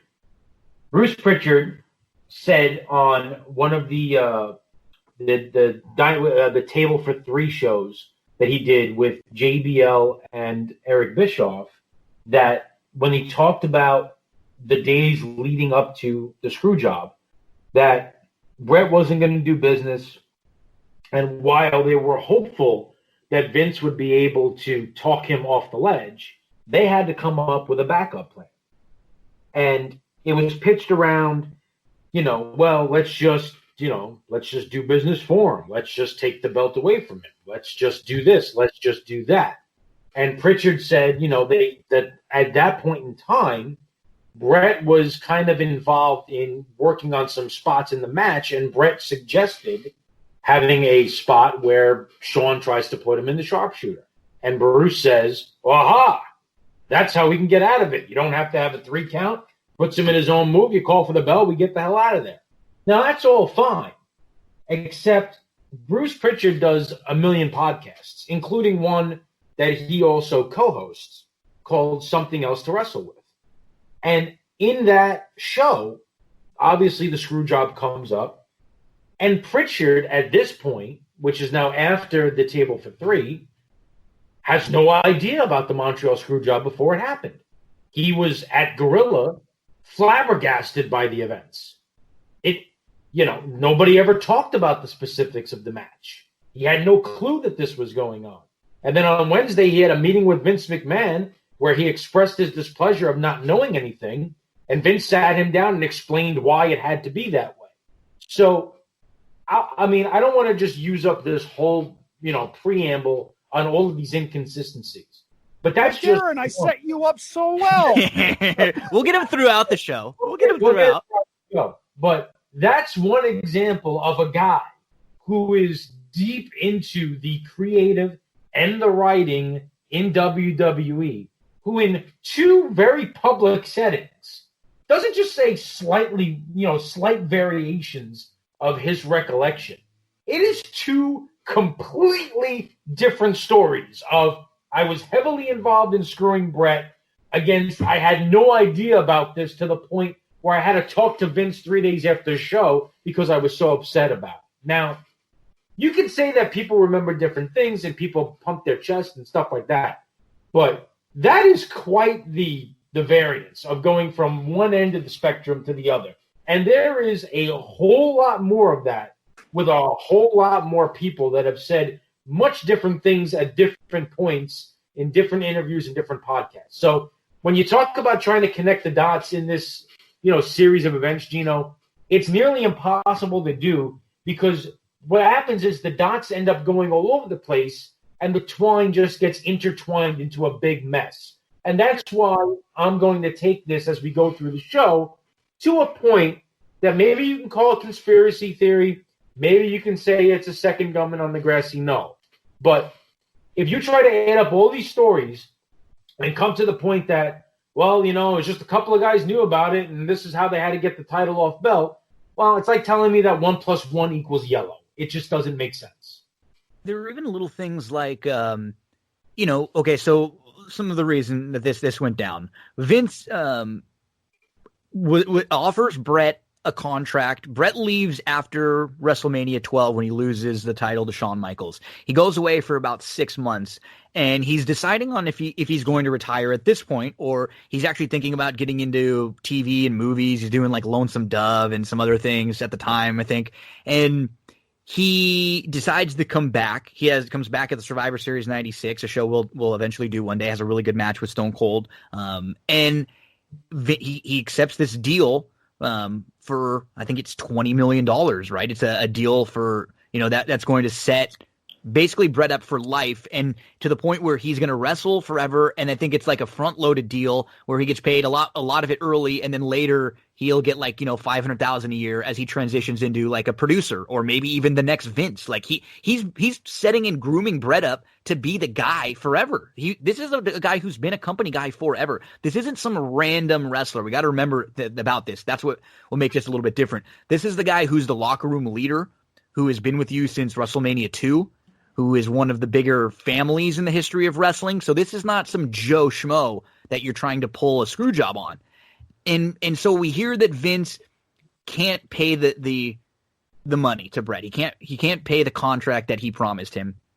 And so he tells Brett, hey, if you had an offer from WCW, maybe go see if they want to do it. First of all, with everything going on at this point where Vince is like trying to not lose any of his lower mid-card guys, he's trying to poach anyone that's at WCW. You think he would be just okay with letting his guy walk like this? That seems weird to me. And then there was apparently a few weeks later, or a month or two later, where Vince came back and told Brett that he actually could make the payments now. There's just a lot, as you said, inconsistencies. We're going to get through them on what has already been a long build-up for the show, and it's going to be even longer once we get anything to and around that main event. The rest of the show, some big moments, some things to talk about, but a very, very important show in the history of professional wrestling, and one that was definitely on the bucket list of, we have to do this show. And as Andrew mentioned, it's not the greatest quality, but it's just an important show to talk about. And you know what? Sometimes the shows that aren't the best quality are the ones where you have the most to discuss. Sometimes it's either a hate watch or just like this one where there's big things happening. So let's get right into it. We have the Survivor Series 1997. We are in Montreal, and you're going to notice all throughout the show that we're getting the ring announcing for the match in French. And so that's what's interesting with a show like this too, and everything they were doing in 97 with this dynamic where you have all the wrestlers who are Canadian or on Team Canada or associated with Brett or the Hart Foundation. They're all the biggest faces, the baby faces. They get cheered like the good guys. A lot of the others get booed. Anyone against them gets booed. And it's just what an amazing dynamic they were able to have in 97 with this, where you could have, wrestlers playing both sides just depending on where you were around the world. So Survivor Series 97, this is Gang Rules. And I believe this was this was it for Vince on commentary, right? This is it. Like Vince is not on commentary here. And or King even makes where's Vince McMahon at? Because at this point, we don't even really, we're starting to kind of know, but we all don't 100% know that Vince is really the owner. We don't know he's the man in charge. We still don't 100% know. Like, it's been told, he's had interactions, like Diesel would say stuff to him, Brett would say stuff to him when he was on commentary, and people would, we started to get the feel that Vince was more important than just a guy on commentary, but it wasn't even like, yeah, Vince is in charge and makes all the calls here yet. So this was definitely the end of Vince on commentary, and we know evil Mr. McMahon is born here. The opening package, it's all the footage of Brett and Shawn, all about the Iron Man match. I thought the one line that Shawn said was actually kind of funny. He says, I do this because I like it. You do it because in your mind, Mark, man, you really think all of this is yours, which is part of why we like both of those guys, right? We like Shawn because he's kind of easy breezy and just, having fun. And we love Brett because he took it so seriously. So I thought that was just kind of a cool line. And then Brett calls Shawn a degenerate, and that's where the name Degeneration X was born. And we actually see that there's going to be a DX pay-per-view the following month here. It's Jim Ross, it's the King, Jerry Lawler, and JR is pretty awesome throughout the night. He says tonight it will finally be settled. Who is the man, Brett or Shawn? And I thought, knowing what we know, as Andrew said, and now and listening to this as adults, versus as kids, you pick up on so many little things that people say or do throughout the show. And one thing that King says, each of these guys refuse to lose, which is crazy because they neither one of these guys was like, I'm not losing here. And we get into this match, and as we both have mentioned, or we all have mentioned, you both have mentioned, this match is not much. It's the Headbangers, it's the New Blackjacks versus the Godwins and the New Age Outlaws. And the problem in a match like this too is there's really, like, the Headbangers are like quasi baby faces. The New Blackjacks are newly turned. There's really no baby faces. The crowd's pretty dead except for anything involving the New Age Outlaws. And we can tell these guys who were kind of plucked from obscurity to kind of place together. Neither of these guys had much going on. You put them together and it's like, I mean, and they end up being one of the best tag teams ever. They're not always great matches, but they're fun. They did a great job, and this was the start of them. But overall, this is not a very good match. We'll get to you first, Andrew. Not a good match is an understatement. I thought this was god-awful, and I'm going to go into several of the reasons why. But first, just touching a little bit on some of the pre-match stuff that went on. The opening video recapped everything that had been going on since WrestleMania 12. And as I mentioned right at the top of this show, it's really tough to determine what was a storyline and what was real because so much of that stuff just happened to match up. So that actually I thought was really well done. As a TV person, I had to point this out. The TV production crew did not have a great evening on this night because when they show Jim Ross and Jerry the King Lawler, for an instant, the graphic pops up, the Jim Ross, Jerry Lawler thing where they introduce themselves, and it's backwards. Jim Ross's name is under Jerry Lawler. Jerry Lawler's name is under Jim Ross. And it's one of those things where if you blink, you'll miss it because someone said something right away. And I just envisioned Vince in the back going, damn it, the graphic is backwards. Sorry, I had to get and then you just a point on this before too. There was another point throughout the night where there was just like a weird sound. Yeah, just like, and then the King was like, "Oh, what's Kevin Dunn doing back there?" Yeah, Kevin Dunn actually got a shout out. Yeah, and JR said, "I think that was Kane." But it's just one of those things that blink and you'll miss it. But given my background, I noticed this match somehow got 15 minutes, and for the life of me, I don't know why. Let's look at the participants involved here. You have the New Age Outlaws. Great. They're heels in the making. Fine. They wind up winning this match. Great. You're getting done what you need to get done, and that's fine. But just looking at some of the other people in this match, the Headbangers, we've talked about it. These guys were sort of forced into a position where they were transitional tag team champs for a little while, and that just didn't make any sense because I don't know who they were supposed to market to, but it didn't work. Nobody cared about anything that they wound up doing. The New Blackjacks had just turned face here. Barry Windham is unrecognizable. He is old. He is fat. He is slow. And if you didn't tell me that it was Barry Windham, I never would have been able to tell you who it was. It was just such a far cry from where he was when he was so good in the late 80s and early 90s, his runs with the Four Horsemen, his runs elsewhere. When he was on top of his game, he was a natural. And just seeing that, it's a reminder of the toll that time can take. The New Age Outlaws are the only ones in this match that are getting any sort of heat. And for the first 10 minutes, they do nothing. This match dies on the vine really quick. And the rest of the guys are trying. They really are. The problem is they're slow, they're plotting, and nobody gives a rat's ass about what's going on because it just seems like the outcome's a foregone conclusion with the Outlaws emerging victorious since they're the only ones with any momentum in here. I don't know why you needed 15 minutes for this match, and the finish was terrible. Billy Gunn goes to the top rope, and immediately you know it's not going to end well because the target of his flying leg drop is 3/4 of the way across the ring. Billy Gunn's a heck of an athlete. He's not going 3/4 of the way across the ring. He's from not the even top rope. close to hitting this leg drop. He misses by several feet. And the guy on the ground has to sell it. They wind up getting the pin. Again, 15 freaking minutes. This was a chore to watch, and it just started everything off on the wrong foot for me. Yeah, I don't really have a whole lot to add to that. I mean, Andrew pretty much, surmised this pretty well. Going back to the beginning of the match when they were going through the announcing crews, there were a couple of really funny signs. There was a Domino's Pizza Sucks sign for some. I'm glad you pointed out the signs. I mean, Yeah. oh my God, like all throughout the night too, as far as like homophobic slurs, racial slurs, just shows you the difference of time from then to now, like crazy.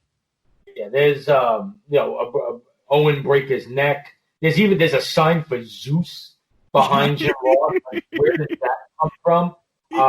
And there's another guy over the Spanish announce table where it says, "Sonny, thanks for last night." Which I thought that's great.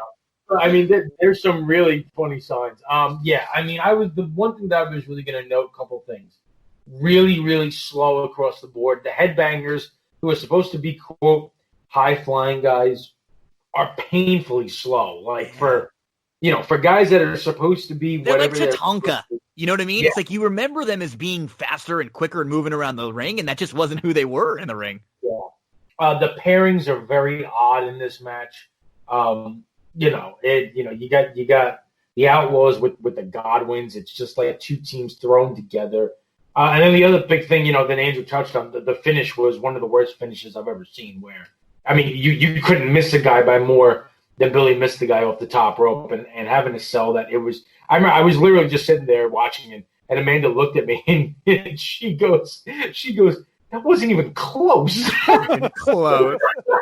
It was so bad. It was bad. So, yeah, it was really bad. I mean, look, I there's a lot of other fun things to talk about in this show. I don't want to spend too much time on this, but yeah, I mean, bad match. The crowd, which comes to life at different parts in the show and pops for different things, they were not into this match at all, except for when the Outlaws did something. So on the way to the ring, I forgot about this one too. Then I'm going to remember, folks, I'm quoting some of these things. This is not me saying some of these things. It just shows you how times have changed in wrestling. So Road Dogg's on the way to the ring. He's got the mic. He's amazing on the mic. He's one of the better talkers that I think people forget about how good he is on the mic. He comes out in freestyles all the time, or he was just so quick with their catchphrases and everything you would do. The crowd was crazy chanting once these guys got hot in about a year and a half. I mean, just chanting everything along with them. And so he comes out and he says, hello, all you maple leaf loving freaks. You're about to find out the true meaning of Southern justice. I see that the steers and queers have already made their way to the ring. All you Yankee lovers are going to see what Southern justice is all about. So, I mean, just a boom, like right off the bat, we're getting oh, hey, we're not in 2020 anymore. This is 1997.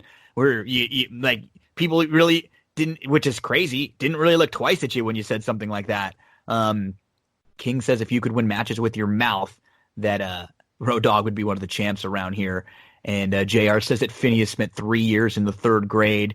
I mean, there's no wrestling, hits, kicks, big man offense. The Outlaws, as Andrew mentioned, they don't want to tag in. They don't even tag in for the first 10 minutes. Henry gets eliminated by an abdominal stretch into a pin. That's the one thing. And I love Survivor Series events overall. I love the tag matches. I love the elimination matches, especially because, up until like the 2000 era, we didn't see a lot of these guys team up. So it was a novelty. It was fun. I liked thinking, wow, they got to pin 4 guys to win this match. These matches are going to be long. They're going to be great. And then we get so many finishes. Is it like, why only on Survivor Series do like clotheslines or like basic slams eliminate someone or pin someone when that same move would never eliminate or pin someone in a one-on-one match? It just, they have to get through some of the finishes quick. I understand that. Just give me a pile driver. Give me your finish. Give me something, a cheating maneuver. That's fine. But just the real basic, drops or things like that. That's one of the things that stood out on this show in particular. We mentioned how much heat you get from the Outlaws when they tag in Billy Gunn and Road Dogg. Crowds hate them. Super loud boos. I think we even get a crowd chanting that Billy is a homophobic slur at one point, which is like, wow, I forgot all about that. And I mean, it's building up the New Age Outlaws. They're the sole survivors in here. Billy Gunn and Road Dogg at 15 minutes and 27 seconds. We talked about that awful finish there. So, bad match. It does start to get the job done with these guys. They're hated. They come off as Weasley guys. We want to see them get their ass kicked after this. It's just we spent 15 minutes getting there, and there wasn't a whole lot of great getting there. And then the next match, boom, it's pretty quick. There's not a lot of fluff in between. We get a little like Billy celebrating outside and talking trash to the announcers and the fans, and then boom, here comes the Truth Commission. We hear their footsteps music, and it's Truth Commission versus the DOA. We just get a ton of big guys here. This match is I think worse than the first match. Even there's just like less like there's even less ring like wrestling going on or good work than which was hard to believe after that first match. This is all about building up the Interrogator. He's 7'3", 388. They tried to get him over in a couple different spots, and he was one that just you can see why it didn't work. He's just so stiff in the ring. He can't really go. You have a guy like him debuting on this show, and then a guy like Kane, who's, maybe 2 or 3 inches shorter and maybe 50 pounds lighter, 60 pounds lighter, but he can talk about the difference in one guy moving versus the other for two. And then the Jackal, who is the leader of the Truth Commission, that's Don Callis. Don Callis, who is good friends with Chris Jericho. He was the ring announcer or on commentary for New Japan, and now he is in charge. I think he runs TNA currently. And he kind of set up the whole Jericho, Kenny Omega stuff in New Japan. A good match if you want to go check that out. So we get him as JR calls him, the David Koresh-like leader, which is a reference, I believe, to Waco and a cult leader who had been killed just a few years prior to this. DOA actually gets a big pop. We're talking about Crush, and we get the Harris brothers who end up showing up in WCW and TNA a few years later, and this is just not good, Andrew. The Jackal gets eliminated. He joins on commentary quickly. Bull Buchanan, he's on the Truth Commission. Remember Bull Buchanan? This is like sidewalk slam, trying to build the Interrogator. He picks up the win, and then the Jackal, before he leaves to go celebrate, he says, "I win Survivor Series." That was just kind of funny. And they were like, "Well, you didn't really win," but he goes and celebrates.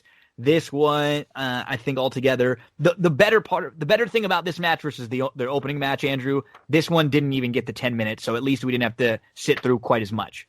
And that's precisely why I liked this match a little bit better than the opener. If you're going to suck very quickly. For sure. That's precisely what this match did.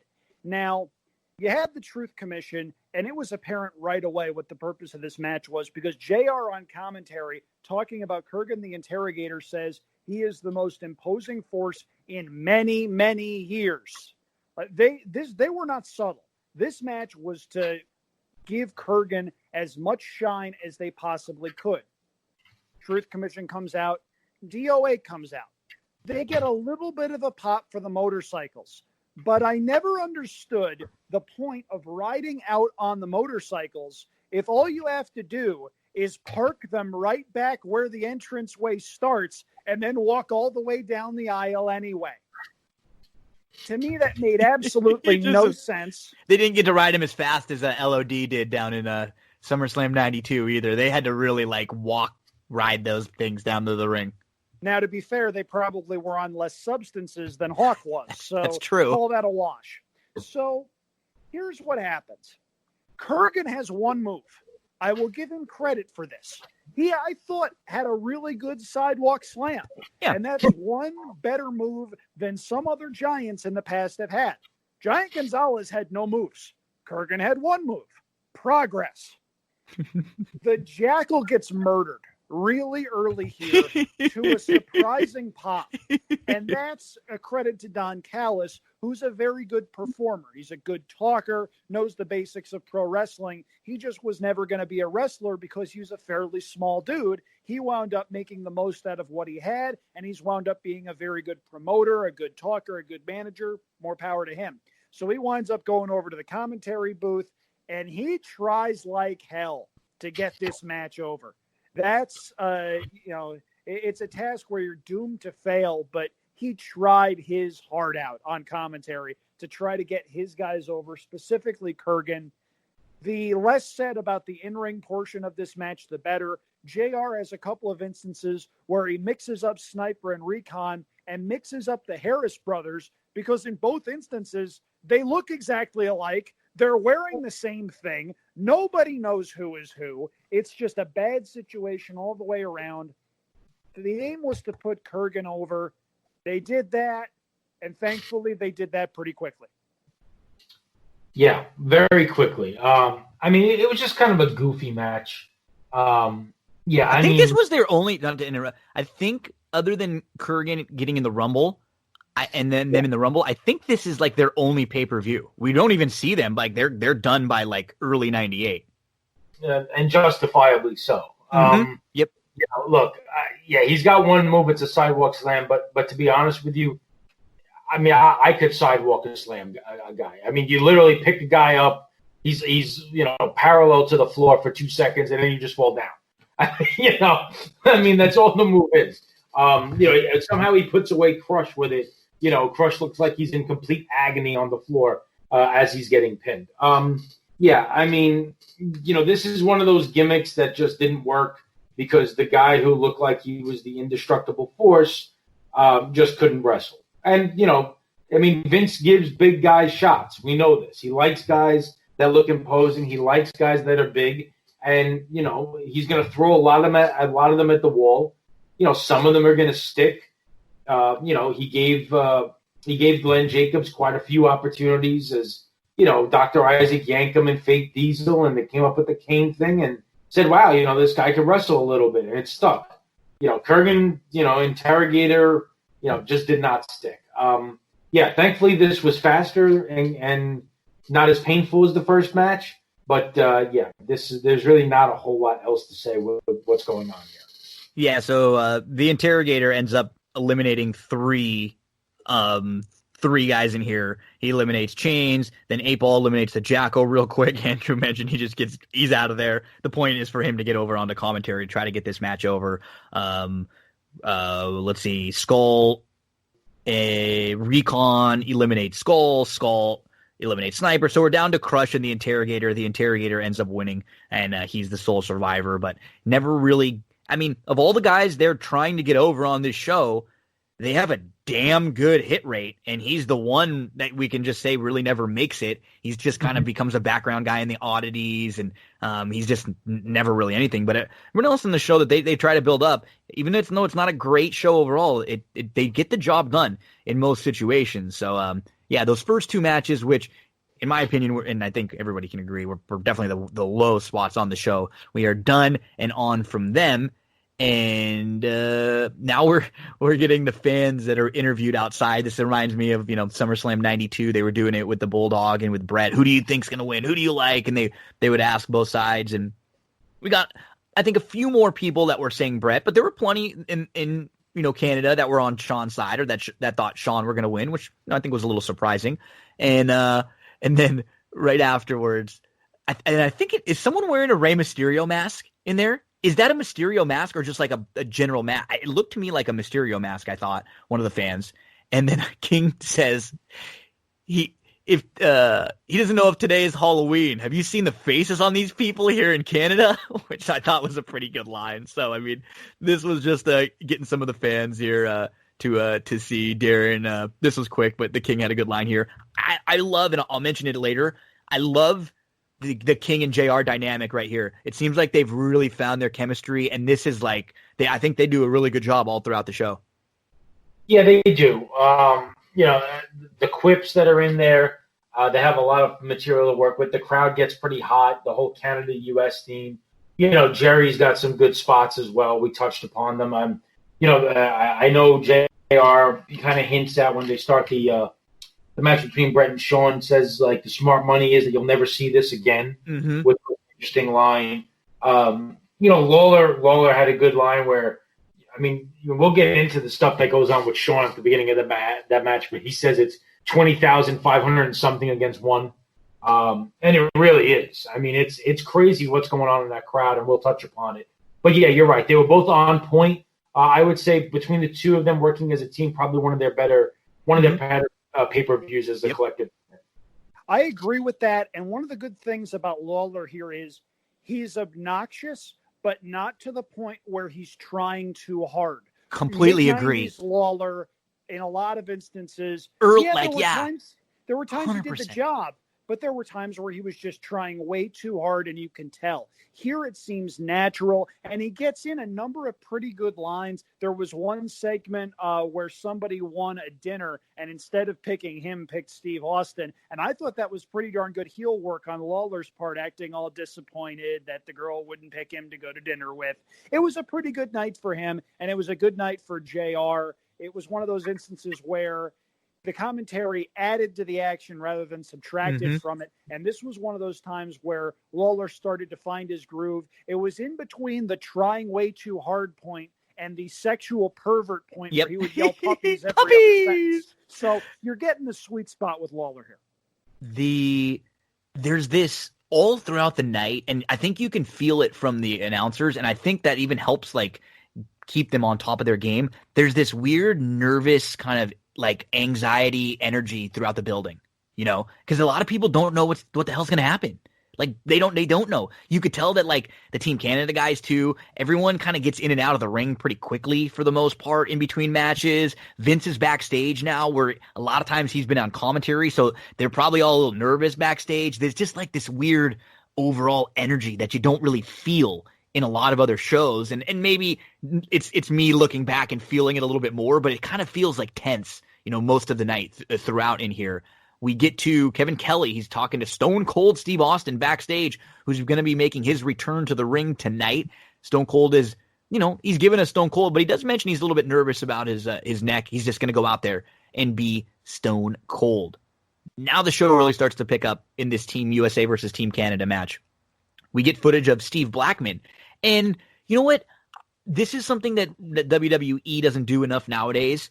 Okay, the storyline's a little silly, right? He's a fan. He comes in to save, you know, Vader, but he's a martial artist and this and that. But there's a couple little things that I actually like about it. They just mentioned the fact that Vader went and bailed this guy out of jail. He got taken to jail because, like any fan, if you jump the railing and get in the ring, you're going to get arrested. So logically, the guy gets taken to jail. Vader goes and bails him out, and then Vader goes and talks to Sergeant Slaughter and says, "Hey, I want this guy on Team USA." It's like sometimes in wrestling, all you have to do is get the announcer to say 2 sentences, and we can go, "Oh, okay, that makes a little bit of sense." You know, that makes more sense than us trying to figure out what happened and you know, put all the lines together. So I thought that was just something that stood out a little bit to me that we don't get as much in the storytelling nowadays. It just seems like there's missing pieces a lot of the time. And then we get the Team Canada backstage. First it's Team USA. So footage of Steve Blackman, who gets who helps save Vader from the beatdown.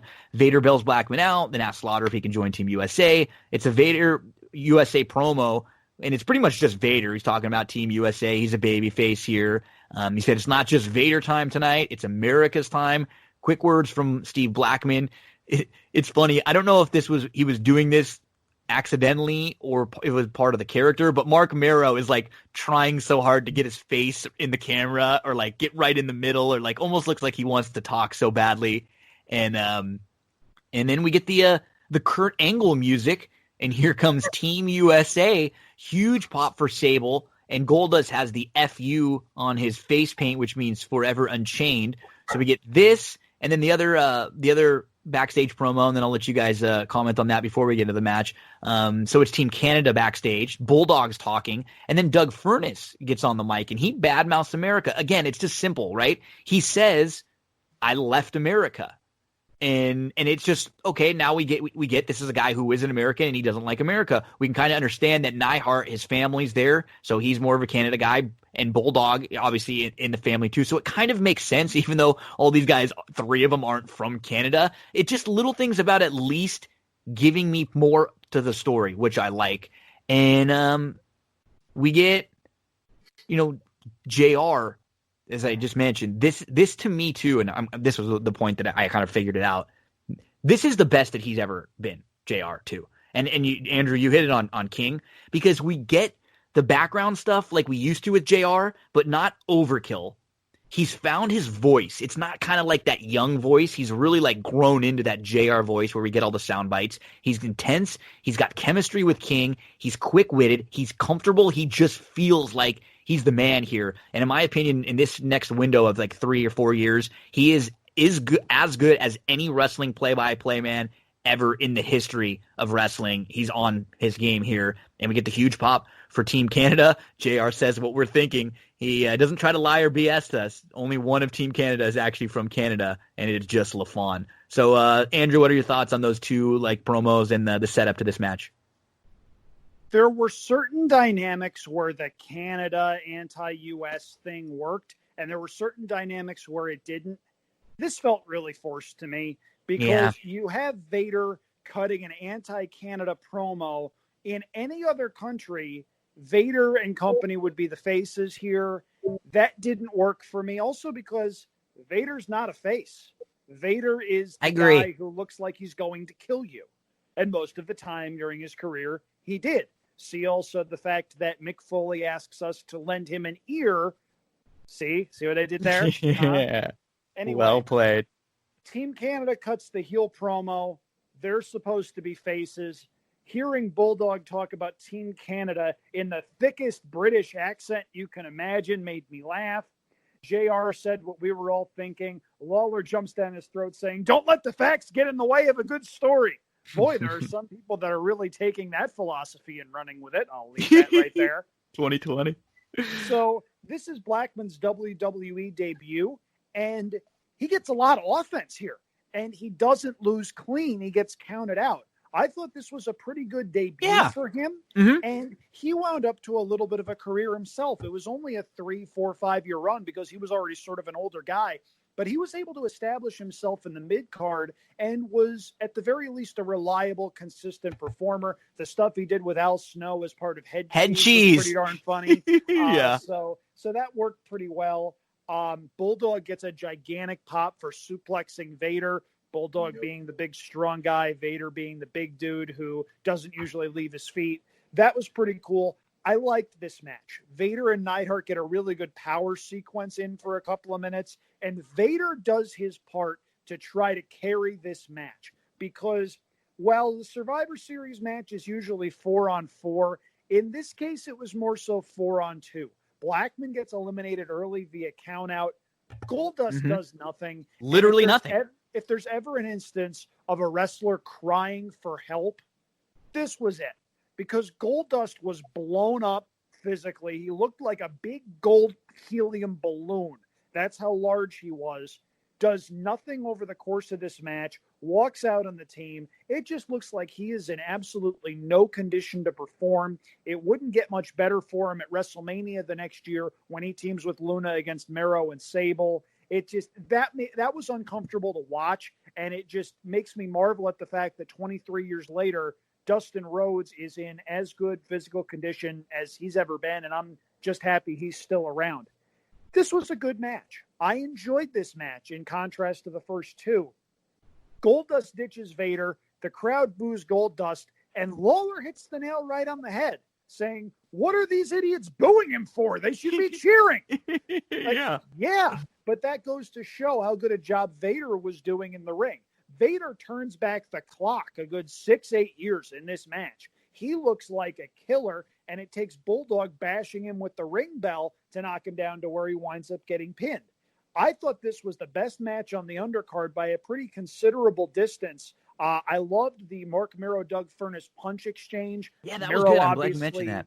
Yep, Mero, obviously a former amateur boxer who knew what he was doing. Doug Furnas, quietly a very good worker, despite the fact that he didn't have the most charisma of anybody on the roster. He was just sort of there to be a hand, and he played that role pretty well here. It was a good match. I enjoyed this match, and it was a really pleasant surprise after the first two matches stunk up the joint. Yeah, the in-ring action I enjoyed. For a lot of the things that Andrew said, I made a note that I thought this is probably one of the best, matches that Vader had in WWE. I thought it looked like superhuman Vader that we knew from 1990, 1991 in WCW, which was really cool. Steve Blackman looks like a jacked up Wolverine. He does. That's a good. Yeah, he does look like a Hugh Jackman, right? Yeah, like a jacked up Hugh Jackman. He's built like a brick shithouse. I mean, it's impressive. His physique. They lay a hot for Bulldog in this match, man.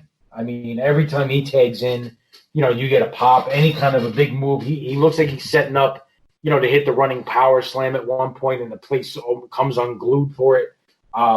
It's, the in-ring action is good. I agree with Andrew that a lot of this felt forced. It kind of felt to me like, all right, well, we got the whole Brett thing going on behind the scenes, and he doesn't want to lose in Canada, and let's have a match of Canada versus the U.S. Well, okay, who are we going to put on? Who are we going to put on Team Canada? And then you put the team together, and it's like, all right, well, 3 of these guys aren't from Canada, so we got to have one guy cut a promo and say how much he hates the U.S. Well, Anvil we can get by a little bit because he's in the Hart Foundation. Let's play Brett's music for them. That'll make it real Canadian, Yeah. Even though Bulldog's British, and it's a year before Kurt Angle, makes an appearance in WWE, but they got Kurt Angle's music for Team USA, which is just kind of thrown together, So a lot of that does feel forced. I get what they were trying to do. For me, the story was, a 4 out of 10. The match was 6.5 out of 10. I thought it was above average to good, and I would agree probably the best match on the undercard. If we just got if this was Owen and Pillman obviously was hurt, and like that Canadian Stampede match earlier in the year, which was a show that we'll talk about one time, which the crowd is hot, and we got Brett on that, or if Owen's not involved in the IC title and Owen's on the match, and there's nothing against Furnace and LaFon, I think they're both great workers, like they're super underrated as a tag team, but yeah, there was just. They help the ring work out a little bit, and they help, selling and bumping around for Vader, but they don't help the storyline. So I guess you get a little and you give a little when it comes to that. So you hit it too. Crowd is insane for Bulldog. I mean, and he seems to really be amped by that too, that the crowd is so into him. He seems like he's really on point. Like Vader really stood out, and then right behind that, it was Bulldog that seemed like he had a little bounce in his step. He actually hits, that suplex that you mentioned. He hits like a Randy Orton turning like power slam, like a quick catch and turn with Vader off the ropes, which is a lot of Vader in that too, and that was a great spot. JR says Blackman is a trained martial artist, which I thought was funny because right as he said that, he hits like a drop kick. So then JR's got to cover himself, and he's like, but he's picked up some of that catch as can style real quickly. So the crowd multiple times chanting for Sable. Blackman gets counted out. Then it's that fun spot that Andrew mentioned between Anvil and Vader. A few shoulder tackles, and then Vader eliminates Anvil. Vader gets a splash on LaFon, eliminates him. Now it's 3-on-2 with the USA having the advantage. But Vader, Vader with his second elimination. Miro comes in. He looks really good, as I think Andrew pointed out too. Impressive punches. Then he's counted. Then he gets countered and he gets pinned. Vader comes back in again. So he is just unbelievable in this match. He's almost in it the entire time. Goldust doesn't even get in the ring. Again, the crowd chants Sable. Furnace hits an over-the-head suplex on Vader. Then a Hurricane Rana, which were pretty sweet. Vader smacks Goldust, tosses him into the ring. Goldust just walks out. Into the ring, ducks down, rolls out, walks out. He gets counted out. And now it's Vader. He's down to the only man left for the USA, and it's against Furnace and the Bulldog.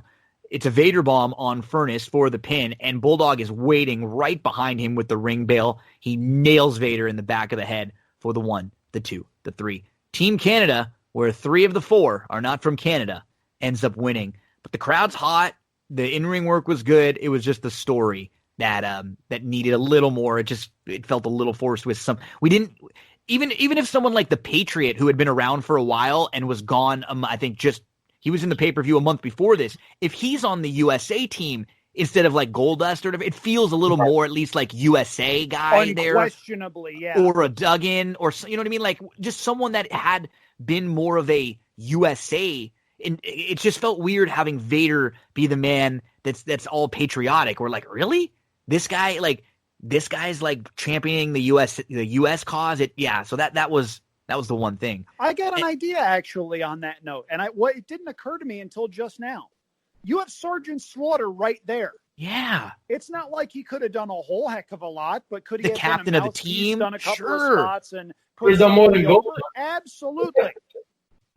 Yeah, could have done more than Goldust. 100%. You're right. He could have No at least kidding. been pinned or taken a pin, something. It was just, the Goldust stuff at this point was sad. We get a Goldust Vader feud and after this for a little while, and that's just Luna Vachon comes in the mix, and it's just Vader's costumes, and he's doing the artist formerly known, or Goldust's costumes. He's doing the artist formerly known as Goldust stuff. It's not great. Next up, video package for the in-ring debut of Kane. It's Kane versus Mankind, and Mankind is back to being Mankind after a short-lived run as Dude Love. And, I think a lot of people forget. We think of Foley, and you think of a guy who is like a super fan favorite, someone who puts his body on the line for the fans. He wants to just bump and have these crazy-looking bumps.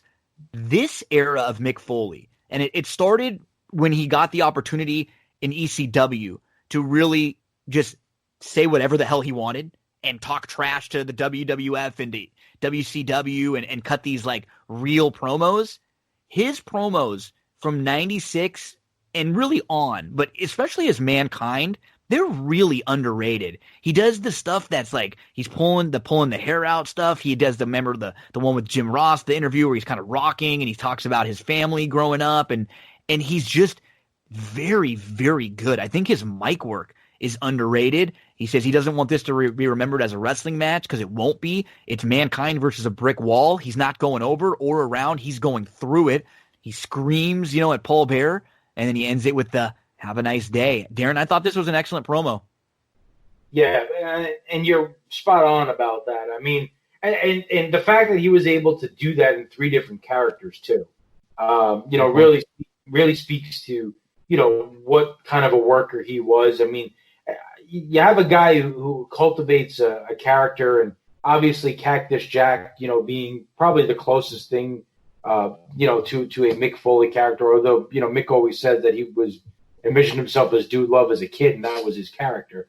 But to be able to have these 3 characters over such a wide spectrum in terms of just what they were, and be able to cut promos as all 3 of them and keep you kind of interested, despite, no matter which version you got.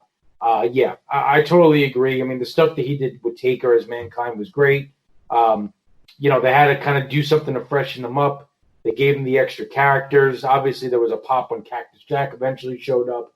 I would love how he would kind of, during different matches, infuse like one of the other characters for a few seconds, in the match, regardless of who he was. I always thought that was rather interesting, the way he did that. But yes, I totally agree. His promo work was great. This is certainly an example of that. The match that he's got coming up, it's 9.5 minutes. He gets his ass kicked for probably 8 minutes of the 9:30.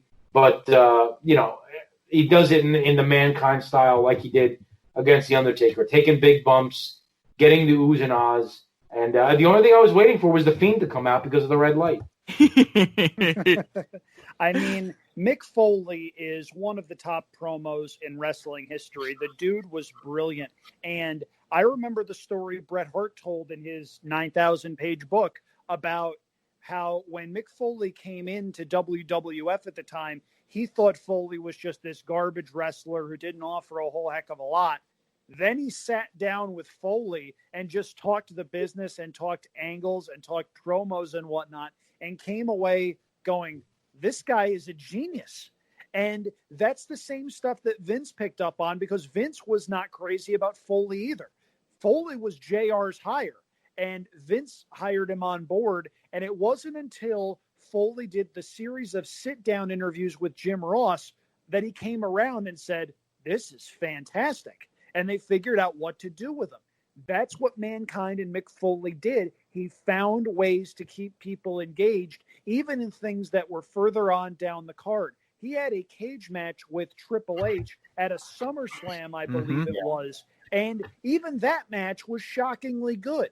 He would just find these little things to pick up on where he'd take the ball and run with it. And that's one of the many reasons that we love the guy so much. The other, of course, being that the guy would literally kill himself for the entertainment of the fans. And he came pretty darn close on a number of occasions. Not necessarily this one, although there were a number of big bumps in the Kane match, but He did everything he could to get Kane over as a monster. Kane didn't need a whole lot of help doing that, but Foley pushed him over the finish line.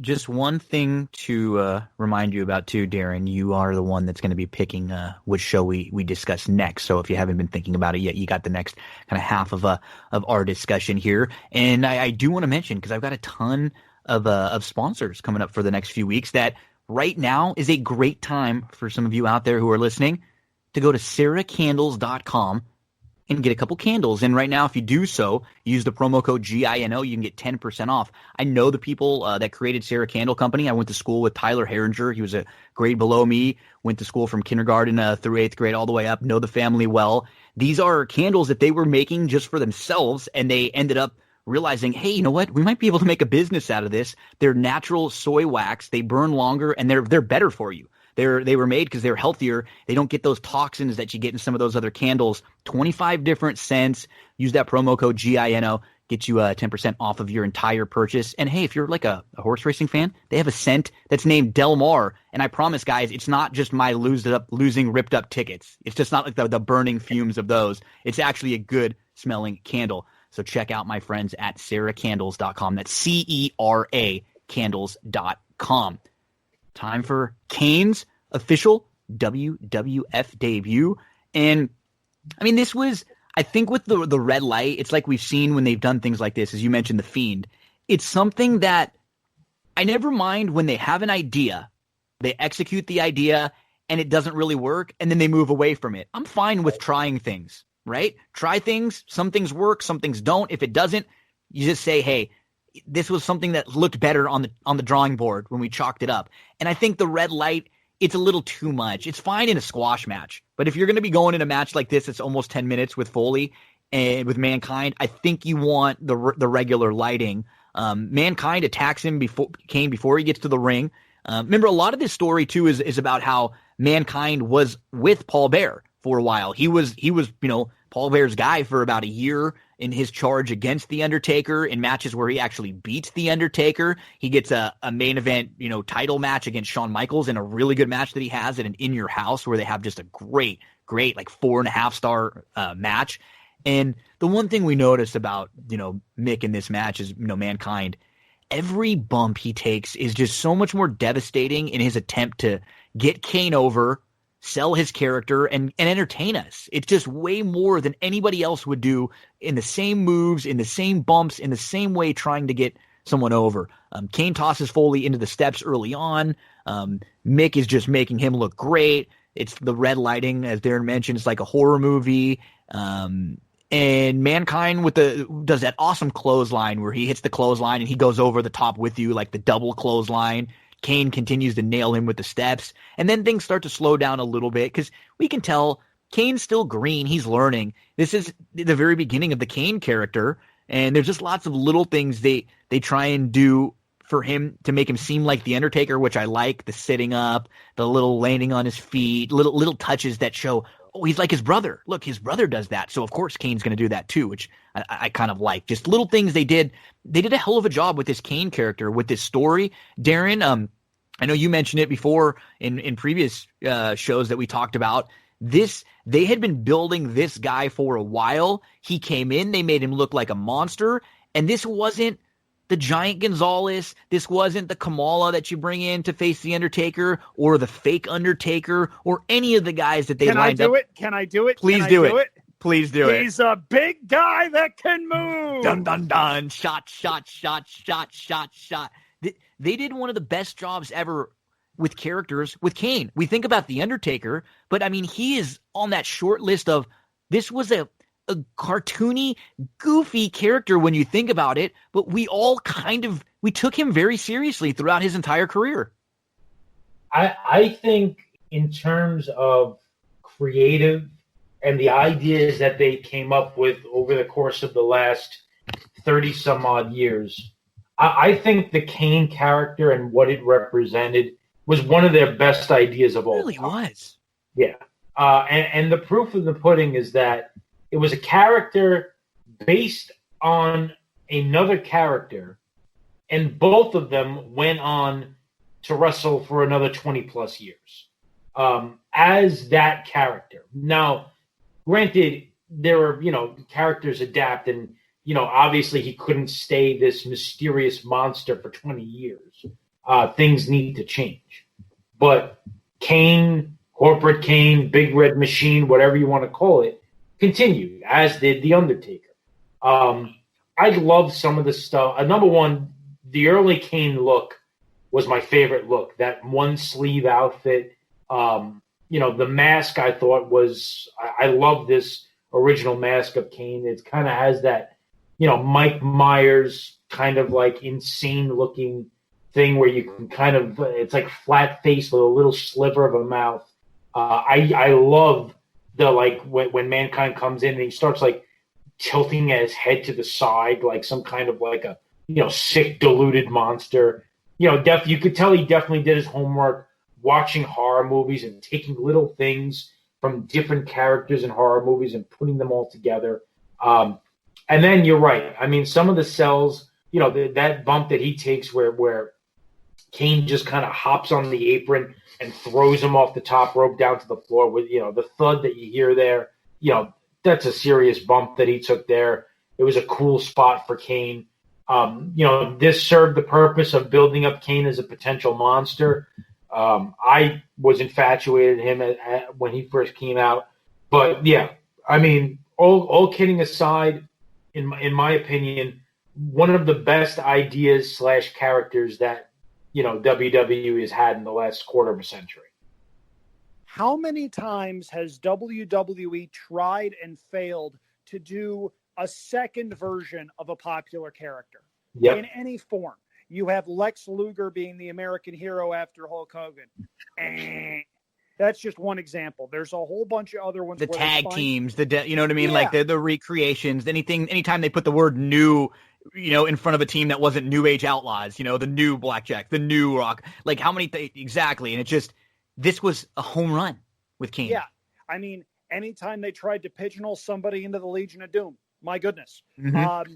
But seconding Darin's point, Kane just plain worked. They gave Glenn Jacobs a lot of time to find himself, and in this role, he nailed it. Mankind helped in this match. He took a number of really sick bumps. The Spanish announce table goes bye-bye, as it was prone to do in the late 1990s every show.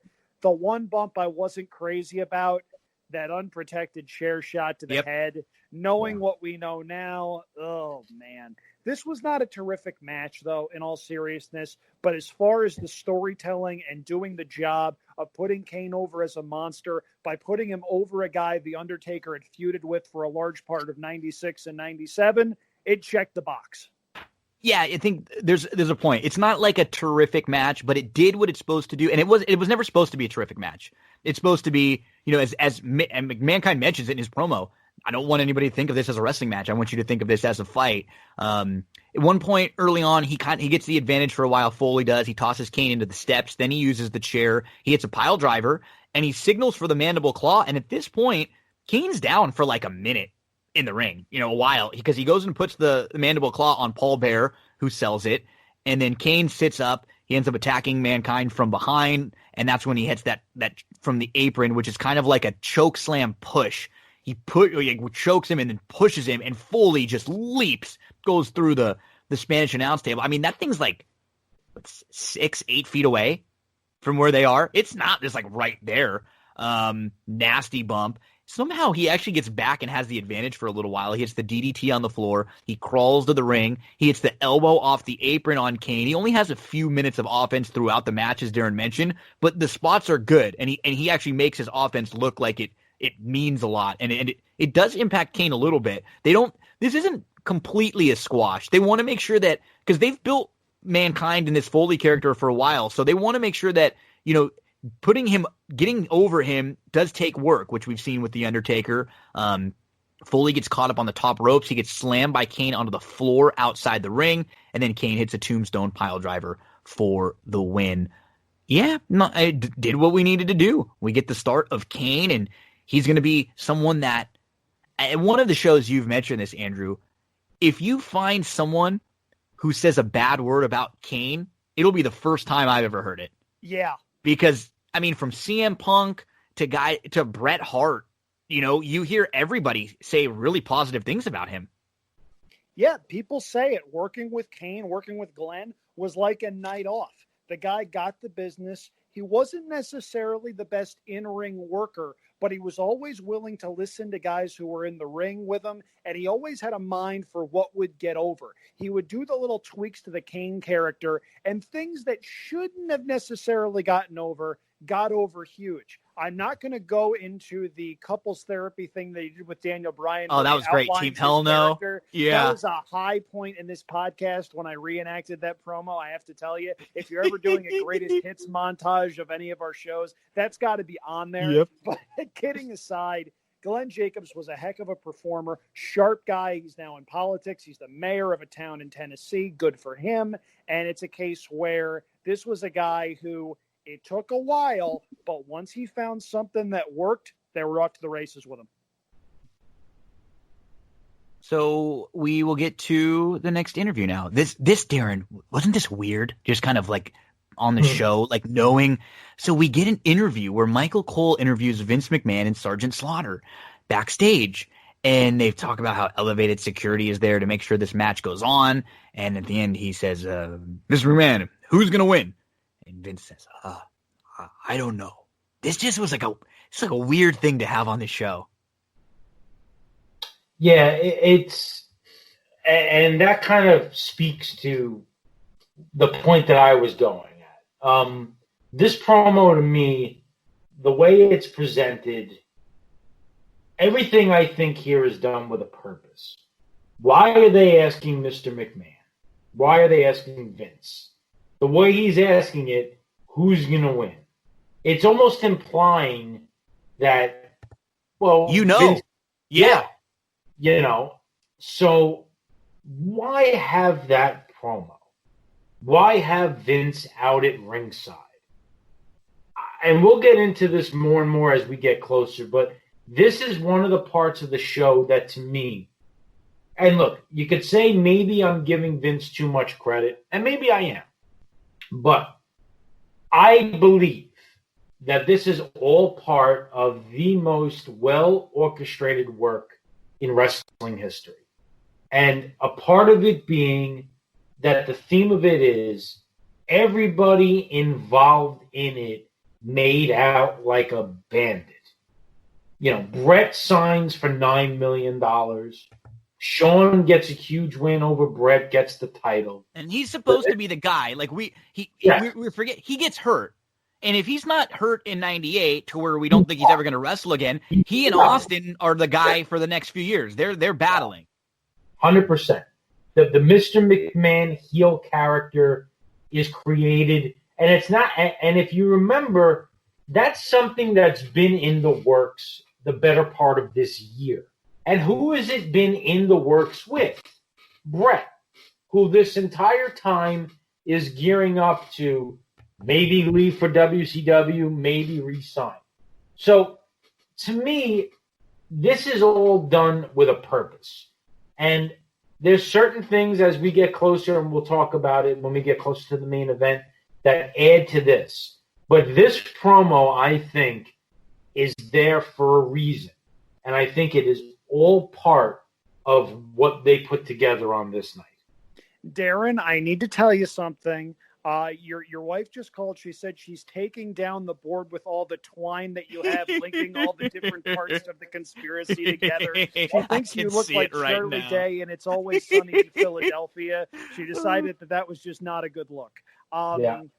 As far as this goes, I'm going to take a different swing at this. I can't get the whole Montreal was a work thing. I can't get to that point. What I will say is, the onset of the Mr. McMahon character, I'll agree with you. That was something that had been in the works. I think that was more a design of Vince looking and saying, oh my goodness, we're getting smoked in the ratings right now. I need to do something. I need to change things up. And as we found over the last 15, 20 years, ever since the Attitude Era came to a close, what does Vince do anytime he needs to pop a rating on Monday Night Raw? More McMahons. I think this was the genesis of that more than anything else, and I think that is why we got this promo. Yeah, it just was something that was strange to see on a pay-per-view of this time period. Up next, it is the Nation of Domination versus the Legion of Doom, Ahmed Johnson and Ken Shamrock, which when we're talking about baby faces, like at this point, Ahmed's probably a little beyond when he was the hottest, but these are 4 baby faces that are damn over. LOD obviously is always going to get a pop. The crowd likes Ahmed, and Shamrock, they've done a great job with Shamrock at this point, who we spoke about as the referee in the Bret Austin match, about 6 months earlier at WrestleMania. We get a backstage promo with Hawk, who he just spits his insane craziness like always. And he says at one point, they're all going to be left face down in a pool of blood. And he says like something like, I hope you have one of your friends around so they can pick you up out of that pool of blood before you drown. And we get the big pop for Shamrock, big pop for Ahmed, and then the huge pop for the LOD. And then in the Nation of Domination at this point, it is D'Lo Brown, it is Farouk, it is Kama, who we used to know and we did know as the Godfather after this, and we knew prior to this as Kama Mustafa. Before that, he was Papa Shango. And I mean, Darin, talk about a difference between the Rocky Maivia that we saw at WrestleMania, huh? This is The Rock here with the Nation of Domination, starting to be The Rock. They're not quite calling him The Rock yet. Yeah, no, 100%. Yeah, I mean, take a look at what you have going on. Some of the big names in this match. You got The Rock. You got Ron Simmons. You got Shamrock. You got LOD. I mean, you got some serious guys in this match. Overall, this match disappointed me a little bit because there's some botches in it that don't look particularly good. And I'm not going to outline them all, but I'll just say that there's a lot of spots that didn't go as smoothly as they were supposed to. Mm-hmm. I have to imagine something is up with Hawk here because he gets eliminated 2 minutes into the match. And I don't want to speculate as to what that is, but, Hawk's issues are well documented. And there were times where he would go out there and kind of not be involved after a couple of minutes, and we knew what that meant. So, it's hard to believe that they would have one half of LOD lose this, be out of this match 2 minutes in by design. Animal looks like his typical self. One guy that I always thought could really work that never gets much hype is D'Lo Brown. Yeah, I agree. Yeah, I always thought that D'Lo was pretty damn good in the ring. I liked his big frog splash off the top rope. I thought he was a fun character. I thought he fit in really well with the Nation of Domination. Simmons and, Kama at this point look freaking ripped. I mean, Kama's huge. Simmons looked jacked up, too. But, yeah, I mean, it's a cool match. I guess you have the end result that we're supposed to have. Shamrock is going to be getting that push coming up in the near future. The crowd obviously is pretty hot into him at this point. And, I thought this match did what it was supposed to do, but at the same time, could have been better from the standpoint of some of the spots. Shamrock gets the tap out win over The Rock, setting up a rivalry with them that's going to go on for about 6 to 8 months. But yeah, I mean, to have Hawk and Farouk, the first 2 guys out inside of 5 minutes, I probably would have just booked this match a little bit different because, you had a couple of good workers out there early. Ahmed screwed up a couple of spots. Kama, wasn't much at this point. So work was subpar. Result did what it was supposed to, and you had some big names in the match. I'm going to reiterate something I've said a couple of times on this podcast. Put that version of Ken Shamrock in a time machine. Gosh. Bring him out now as the UFC champion, baddest man on the planet.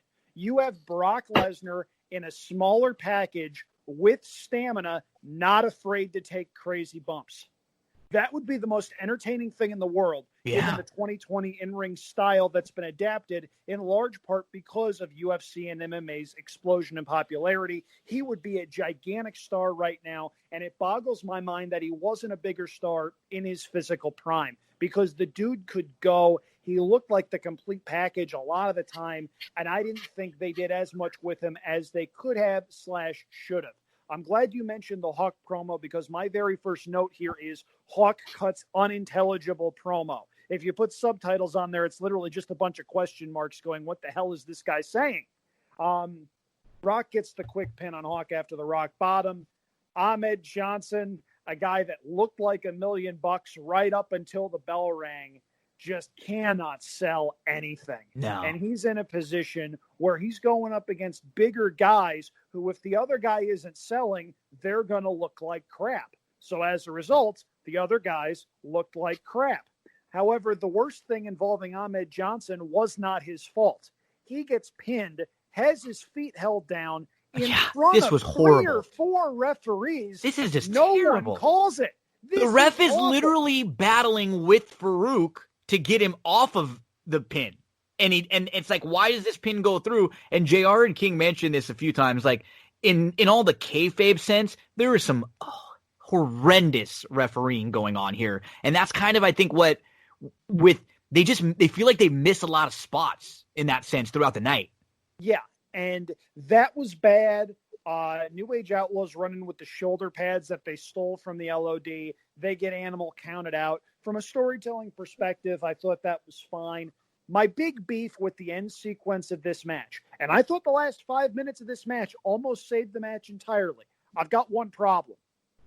Shamrock is in there with D'Lo and The Rock. D'Lo's begging for the ability to tag out so Rock can come in.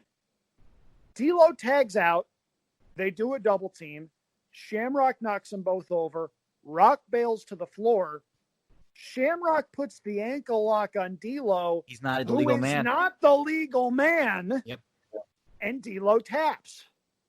Now, the segment with Shamrock and The Rock was pretty good.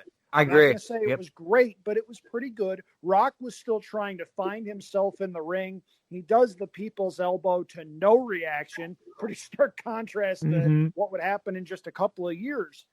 Rock taps to the ankle lock after that sequence. Shamrock looks like a killer. So mission accomplished there. This, though, as I'll agree with Darin on, was a match that could have been significantly better than it was. Yep, the quick run through. Hawk's out of there early, nailed from behind, and then he gets the rock bottom. Ahmed eliminates Farouk with that Pearl Rubber plunge, so it's 3-on-3, and then Farouk holds down Ahmed's feet from the outside the ring in that horrible spot with the refs where they're trying to stop him and they still just let this go. Horrible officiating. And then that's when that weird random echo sound comes in and King blames it on Kevin Dunn and JR says it's Kane. Animal eliminates Kama. It's down to 2-on-2. Animal gets eliminated, and so it's down to Rocky and D'Lo versus Ken Shamrock. He hits a nice belly-to-belly on D'Lo, puts him in the ankle lock. He taps out. Rock nail. This is another thing that bothers me in some spots, and it's like Hebner, bless him, we know the name. When you watch him refereeing a lot of these matches, it's like, okay, I don't know who creates or comes up with the spot here, but Shamrock is facing Hebner. He's right facing Hebner, and Hebner's facing in front of him. So they're like, front to back. And then right behind them, Rock comes up and hits Shamrock in the back with a chair. It's like, okay, even if you don't see this, there is no way in hell you're not hearing this. You're literally to the point where Shamrock almost got hit into you by this chair. You have to have heard this chair. Just another kayfabe thing that's just like, okay, another missed spot. So there's, 4 or 5 things in this match alone that could have been a little cleaner and probably makes this match better as a whole. And ends up maybe 5 or 6 minutes of a little nice mini match between The Rock and Shamrock. And this is probably when they looked at these two guys and went, you know what, this is a feud. These guys have some chemistry. This could be the start of something. And I think, again, I feel completely similar with both you guys. Match that could have been better. The crowd was pretty hot for this, though, and I think they really did the job with both of these two guys, putting them over. Even in defeat, Rock still looks good. He has a good little 5-minute sequence, a couple near falls, a nice DDT. He's getting in better shape physically now. He's getting some of those Rocky sucks chants, and he's just playing good heel. And then Suplex Machine, Ken Shamrock, before we got Suplex City, Brock Lesnar, he's dropping suplexes all over the place. All in all, the end picked it up, just as Andrew said. Decent, not quite as good as the other elimination match, but definitely better than the first two that we saw. And we got 2, future stars. It's just a bummer that I think we talked about this too. There felt like there were 2 points where they really missed the boat on Shamrock. I think at WrestleMania, 14 in '98, when he has the match against The Rock, and they take the title away from him right there. And then when he turns heel. Yep. And I think those are the two things that really just killed him, because he was great as that snap. The crowd loved to root for him. And as soon as he went heel and he was involved in the corporation, and then they tried to turn him back, and he was just never the same. And I think those two things, and we can like pinpoint parts in people's careers where they always say like wins and losses don't matter, but doesn't it feel like with him or with the Luger winning in 93 SummerSlam against Yokozuna, it sure as hell feels like those wins would have mattered. Back then, I would argue wins and losses mattered a heck of a lot more Sure. than they do now. Because back then, you were legitimately building up guys. Now, WWE's prime objective is building up their brand, which is a completely different Great animal and point. a different beast. So back then, absolutely wins and losses mattered. The heel turn didn't make sense to me at the time. And looking back, it certainly looks like they missed the boat with him winning the IC title at WrestleMania. That should have been his moment. I get why they kept the title on The Rock, and it's tough to really make a justification for, Rock should have put Shamrock over. You're right. Given that Rock became the megastar that he was, but he wasn't there yet. He was still formulating himself. And if you really wanted to put the title back on The Rock, you could have done so at the pay-per-view the next month or on Raw the next night, for goodness sake. Nobody would have noticed. Nobody would have cared. People would have remembered Ken Shamrock holding the belt up high at WrestleMania. Yeah, they're and then after this, like the way they build up Shamrock, Darin, he's facing Shawn Michaels at the next pay-per-view the next month in the main event for the title. Yeah, I mean, he was a guy that they had big designs on, that got big reactions, and sometimes your eyes get bigger than your stomach, and things start to move a little bit faster than you want them to move. And you end up making mistakes. And unfortunately, that's kind of what happened with Shamrock. I agree. You take Shamrock and you fast forward 20 years, the star that he could be today, forget about it. Because for all the reasons that Andrew said, and we've highlighted them a few times on this show in the past. But yeah, it is unfortunate that they didn't really capitalize on what they had. They knew what they had, and you could tell. You could tell right away. They knew right away because they put him. They jolt him right into a main. And it was funny. Like I remember not thinking at this time, like I don't think he's gonna. But the way he was built up, you're going. I mean, maybe he's got a shot to beat Shawn. Like you're thinking that they're making you believe this with how they're selling you on him and how they're putting him over. So they did a hell of a good job in 6 months from him being the special guest referee to he's main eventing the pay-per-view at the end of the year. Yeah, but I mean, if you think about it, and I won't say that they do this, at a chronic pace where they screw stuff up, but there's quite a long list of guys that you can say they knew that they had something big, and they went in a direction that they screwed it up. Sometimes they get it back. The Rock being a prime example of that. Obviously they saw charisma, they saw a good worker, they saw a guy that could talk on the mic, they saw a guy that had a great look. They said, okay, this is a potential star. Let's make him Hulk Hogan. Yes, screwed him up from the beginning. Shamrock, a lot of the attributes that they saw, that they liked, the pops that this guy got, and screwed it up. Fast forward to today, Roman Reigns, monster-looking guy, got massive pops with the Shield. I mean, you remember his first Royal Rumble and he was throwing everybody out. The place was going nuts. Yep. When he was in the final two against Batista, everybody in that arena was behind Roman. The Survivor Series where Roman eliminated the entire team by himself, the place went nuts. But they screwed it up. So there's a pretty good history of having these big stars and them not knowing exactly what to do with them. And unfortunately, Shamrock falls into that category. Okay, now we get to the big two matches on the show. It's Stone Cold versus Austin, Stone Cold Steve Austin versus Owen. Before we get to that, though, we get that promo video for D-Generation X in Your House, which is in December, in the next month. And we get the build-up package for the Stone Cold versus Owen. This is Austin's first match since SummerSlam. And they actually start with the buildup of Austin back to King of the Ring 1996 when he really became, Stone Cold Austin 316. They show Mania 13, his battles with the Hart Foundation all through 97. And I don't know about you guys, but I remember watching this live and being very shocked that Stone Cold was wrestling at this point. Like, I thought when he had that injury, he was going to be out for a long time. And I think we'll get into the match. It's not really much, honestly. It's a 4-minute match. There's a lot of stalling that goes on before. I think the one major thing I take out of this match, though, Andrew, is that they were trying to play it very, very safe with Stone Cold, with Austin. They were not having him bump a lot. They were teasing the pile driver a few times, which is what they needed. This was a weird match, though, to have in Canada for his comeback, because the crowd loved Austin so much.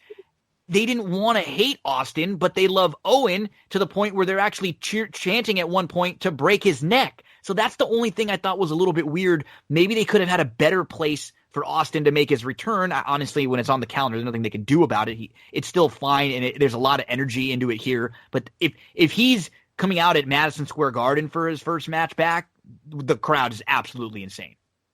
Yeah, but if they had waited any longer, they might have missed out on the opportunity to Great create point, yeah. some You momentum. can't wait. It's easy to hindsight is 2020, you know what I mean? It's easy to go back and say, well, they could have made this a little bit better, but no. Yeah, and especially with the fact that 6 months later, he's getting his hand raised at WrestleMania and is the new face of the company. They needed every inch of runway they could get to that point, and this certainly helped. The match. I got to tell you guys, maybe I'm just overly sensitive. Seeing that pile driver from SummerSlam just makes me queasy, because really you cringy. know how close Austin was to never being able to, let alone wrestle again, walk again. I mean, that's downright scary. And the fact that it came at the hands of Owen Hart, up until this point, was considered one of the safest workers that you could potentially have a match with. One of the guys where if you were in the ring with him, it was a night off. It's sad on a number of levels. And you could tell Owen was never really comfortable with the whole Owen 316 says, I just broke your neck thing. And it makes sense, because think about it. If your reputation is as a very safe worker, a guy that does things the right way, and something you just did almost broke the neck of one of the biggest stars in the company, let's run with it and sell some T-shirts. Yeah. No, that's not natural at all whatsoever.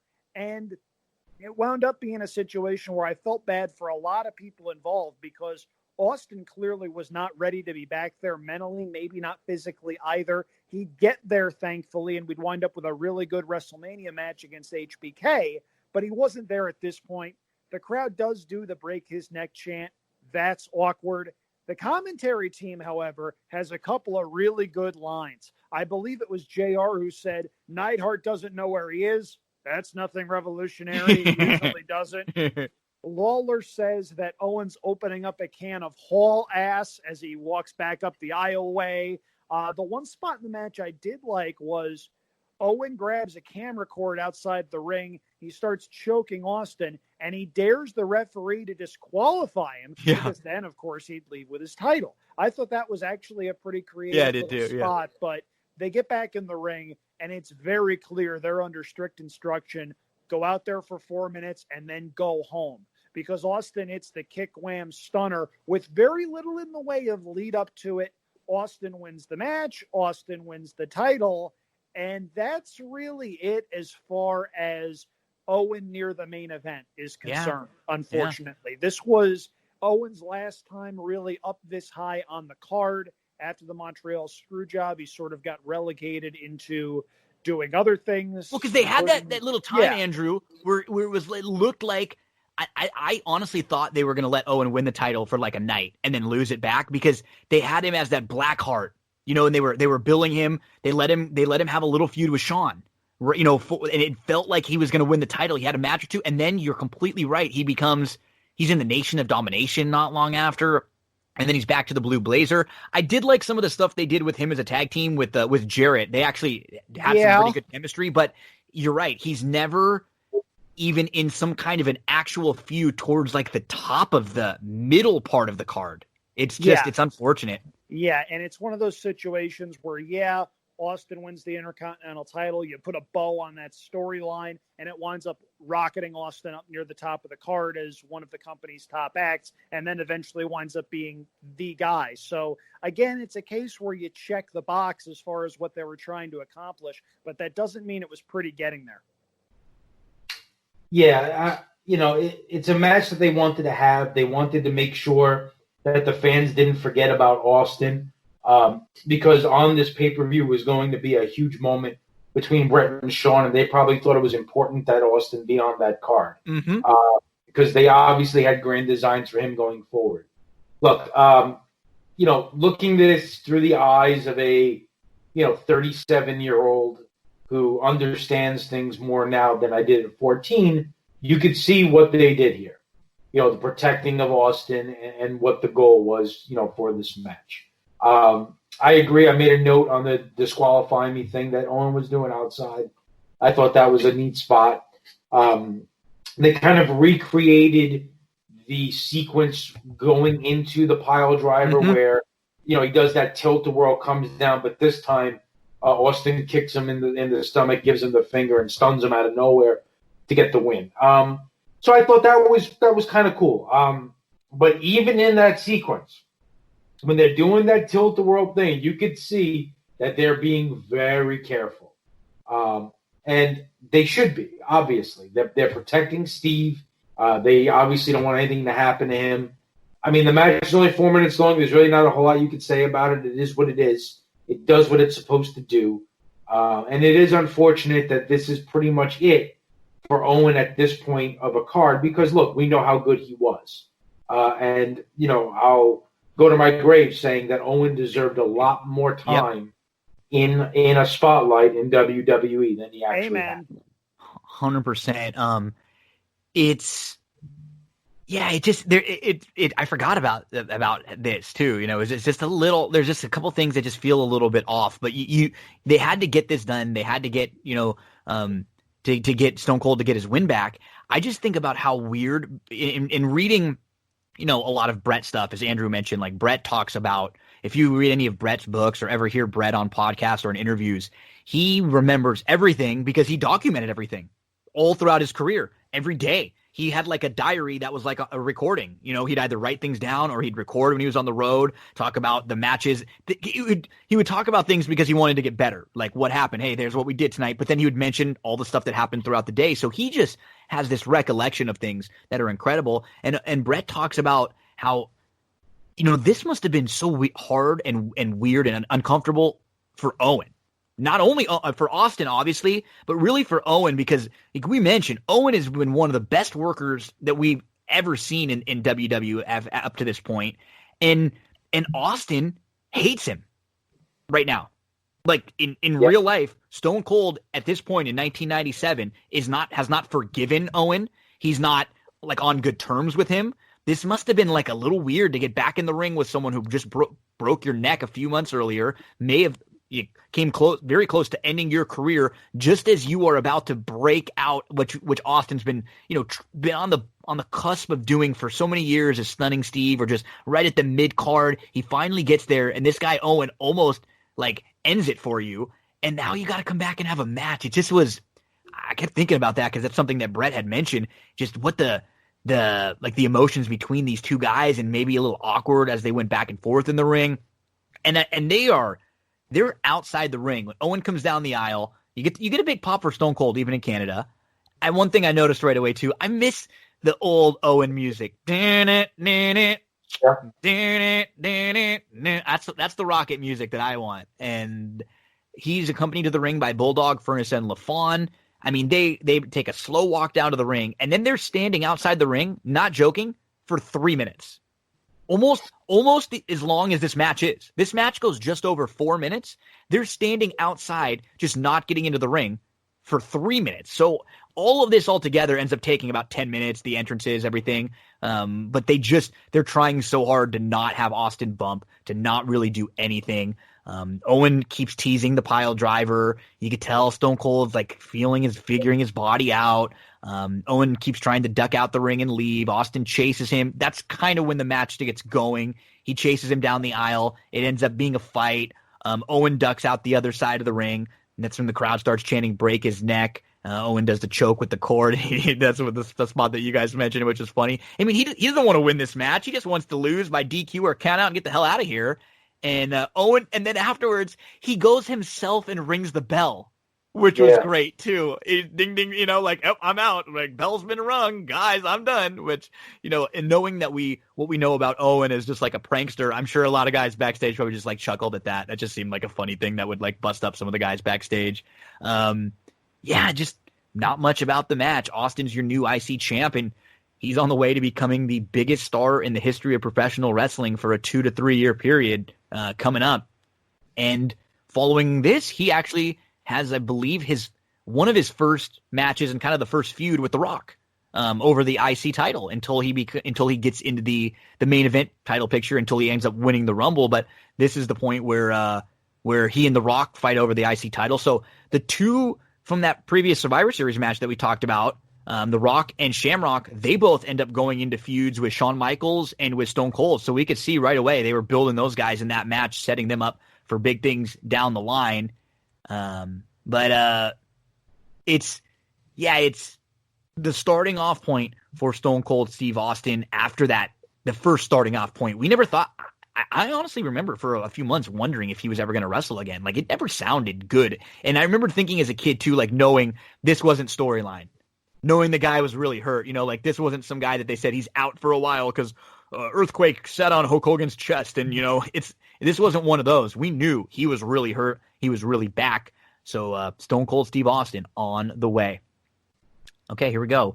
It is time for the Montreal Screwjob. Shawn Michaels versus Bret Hart.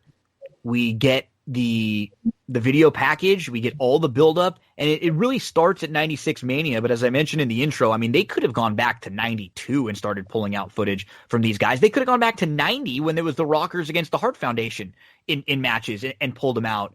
And what I really liked about this at this point too, the stuff they did with the little backstage stuff. They show Shawn walking from his dressing room with Triple H, with Rude, and with Chyna, and then Shawn comes out and he starts doing all this stuff in the ring. Before we get that, we get all the build up. So let's build this up a little bit more with some of the video package with everything. I mean, people that talk about Bret and that don't use Bret in the conversation of like best of all time, they for the reason say it's because of his mic work. You look at this Bret from 97, and I think it's something that we've seen even more on the rewatch. 93 King of the Ring may not have been a great show for him, like, it was some of his promos, but for the most part, he always gets the point across.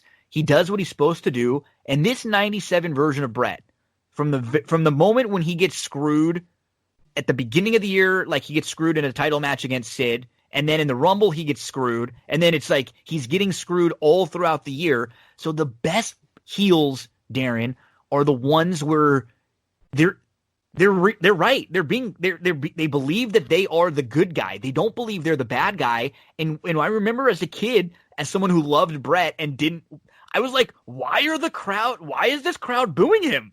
I would think, I was like, he's right. He's getting screwed. We love Bret. Stop booing this guy. And then he became great as this heel with the Hart Foundation and the back and forth they would do in Canada and USA. It was just, he had a magical year on the mic, and we see a lot of it in this video package buildup.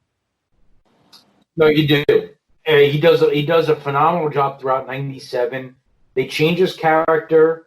A lot of people said that he was becoming a crybaby, but look, I mean, the stuff that was happening to him and his character was justifiable for him to be pissed off.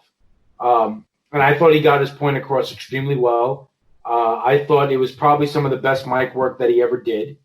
And it was all at a time that his career was at a crossroads, which adds to, what's going on behind the scenes. And, it makes you wonder, okay, if this guy's leaving the company, why are we putting in this much effort to this guy where we're almost reinventing his character and really making this entire year about Bret Hart. If I'm telling him I can't pay him this money, you normally, when guys get pushed out the door or guys tell you that they're leaving or the end is near, they do not become front and center of the big storylines throughout a year. They end up pushing to the back of the line, or they're used to job for somebody repeatedly. Bret wins the title this year twice, including a win at SummerSlam over The Undertaker. During all of this, Vince is supposedly, figuring out that he can't pay Bret all this money, and he's trying to get out of the contract. More of the stuff that does not add up with the year that Bret had and what ended up, happening at the end of 1997, which is more of the part of the reason that speaks to my point as to what I think was actually going on. Darin, your tinfoil hat is on crooked. Just no, kidding aside here, such a good video package. I've said this a couple of times. We didn't know what was storyline and what was real. And that was some of the really terrific stuff that Bret was doing on the mic, because as both Gino and Darin have attested, stuff he was saying made sense. And it goes back to one of the great theories about heel work by Michael Hayes. A heel always believes he is right. And in this instance, there was a lot of truth to some of the stuff that Bret Hart was saying. It was just a matter of some of the audience didn't want to hear it at the time, given everything that was going on in the world and with Bret's character and the way it was portrayed. It was incredibly well done. The one thing I am going to point out, though, is you mentioned that it was pretty much the entire year of Bret and Two things. One, he went through a stretch that year where he didn't wrestle. He was in the wheelchair. He had just had surgery. So the fact that he managed to keep himself over. And he was the champ at that time. Yes. That was like when he had the belt. Yeah. That's a testament to how good he was on the mic at that point. Now, the one thing I will say that goes against not all of what Darin was talking about, but a little of what he was talking about is it wasn't the entire year where McMahon was saying, I can't pay you, whatever. I believe the rumblings of that started around September. It might have been after SummerSlam when he'd already won the belt at that point, and that was when he starts. Okay, yeah. Yeah, and I think that makes that make a little bit more sense. Now, after all of that, Darin, that's where you've got a little bit of a point. But as far as everything, I would say leading up to SummerSlam, for sure, the justification was things were fine. We can give him the benefit of that on that, right? Yeah. We can say at the very least that maybe he didn't know until around September when he's realizing, like, okay, I don't think I'm going to be able. And mind you, this is around the time where WCW is beating Raw in the ratings every week, and there are people within the company that are scared about their paychecks. So I'm just saying that much I get. So, I mean, there's just so much going into this, and I'm sure we'll hit on a lot of it throughout the match, and then even post match, the Shawn Michaels coming out to the ring, and then wiping his nose with the Canadian flag, humping it, and I mean, some really crazy signs in the crowd at that point of like the slurs, as like we mentioned earlier, like homophobic stuff, racial stuff all throughout. I just wonder right here. So what a lot of this rumor was. Now, there's a story that actually says Earl Hebner is the referee in this match. And there's a story that Bret could kind of sense in some of his conversations with Vince, because we remember at this point, the reason why any of this is even an issue is because Bret is the man. He has complete creative control in what's going on in his matches. That was like one of the things that Vince had given him in order to lure him back and bring him back in '96 when the company was really struggling, and Shawn Michaels' run as the main guy didn't really work. So Bret kind of can sense that they may be doing something weird, or they haven't really figured out a good finish. They keep going back and forth. Bret will suggest something, and then they say no, and then Hunter at Triple H becomes kind of heavily involved in telling Vince to, hey, Bret needs to look bad here. He's leaving, just kind of as Darin was mentioned, he's leaving the territory. He needs to be, putting Shawn over. Bret doesn't want to do that. So Bret actually approaches Earl Hebner the day before, and he says, Earl, they're going to try to screw me in this match. I'm just letting you know. They're going to try to screw me. And Earl at this point doesn't know anything. Earl has not been like clued in that he's going to have to end the match early, call for the bell, do anything. And Earl tells Brett, I swear on my kids' lives, I will never do anything like that to you. And so Brett kind of felt pretty comfortable when he went walking out to the ring thinking, they're not going to do something like this. And there's also a rumor that a very nervous Shawn Michaels has this really great conversation with Brett right before they go out. And they kind of talk all about the match. They set the match all up, and Brett even says that, knowing now he can feel that like Shawn's saying things like, man, yeah, we've had they're kind of like reminiscing and having this like chat, which is so eerie because you can tell that Shawn is feeling guilty at this point. Shawn doesn't really admit that, as later, as Andrew said, he's very pilled up and drugged up and he doesn't remember a lot, but you could tell, right? It's like Judas giving the kiss before he goes out, and it's like, he's just making sure that Brett really doesn't think anything's going to happen. Hey, Brett, I kind of respect everything that's going on here and we're going to have this great match back and forth, and this and that. And so Brett's thinking, I talked to Vince.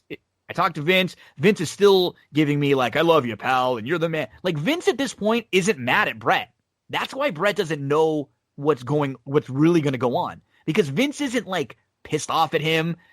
It's a weird dynamic, but he's not mad. Vince is the one that made Brett leave. Brett isn't leaving on his own. He's being kind of forced to leave because Vince can't afford to pay him. So there's just all of this weird emotion between Brett and Shawn, and like, what's Shawn thinking when he comes out to the ring all anxious? And then you guys can kind of start the match a little bit. What I liked, Darin, was JR, some of the things that you I think you hit on earlier is, JR says something along the lines of, we've been waiting 18 months to get Hart versus Michaels in a rematch, and the smart money says you will never, ever see it again. And, I mean, this is really when you can kind of feel that angst in the building. It is. And you hit on a few things that kind of spoke to some of the inconsistencies that I was talking about. So on a couple of the notes that you made, I'll dive in. You talked about the Brett and Earl stuff, right?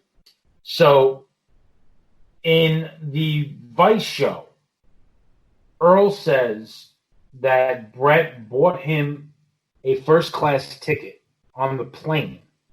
They were on the plane together. Mm-hmm.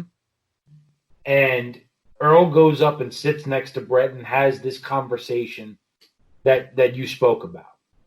Now here's an inconsistency, because in another podcast that Brett talked about it, he said that conversation with Earl happened at an arena in Detroit a couple of days before.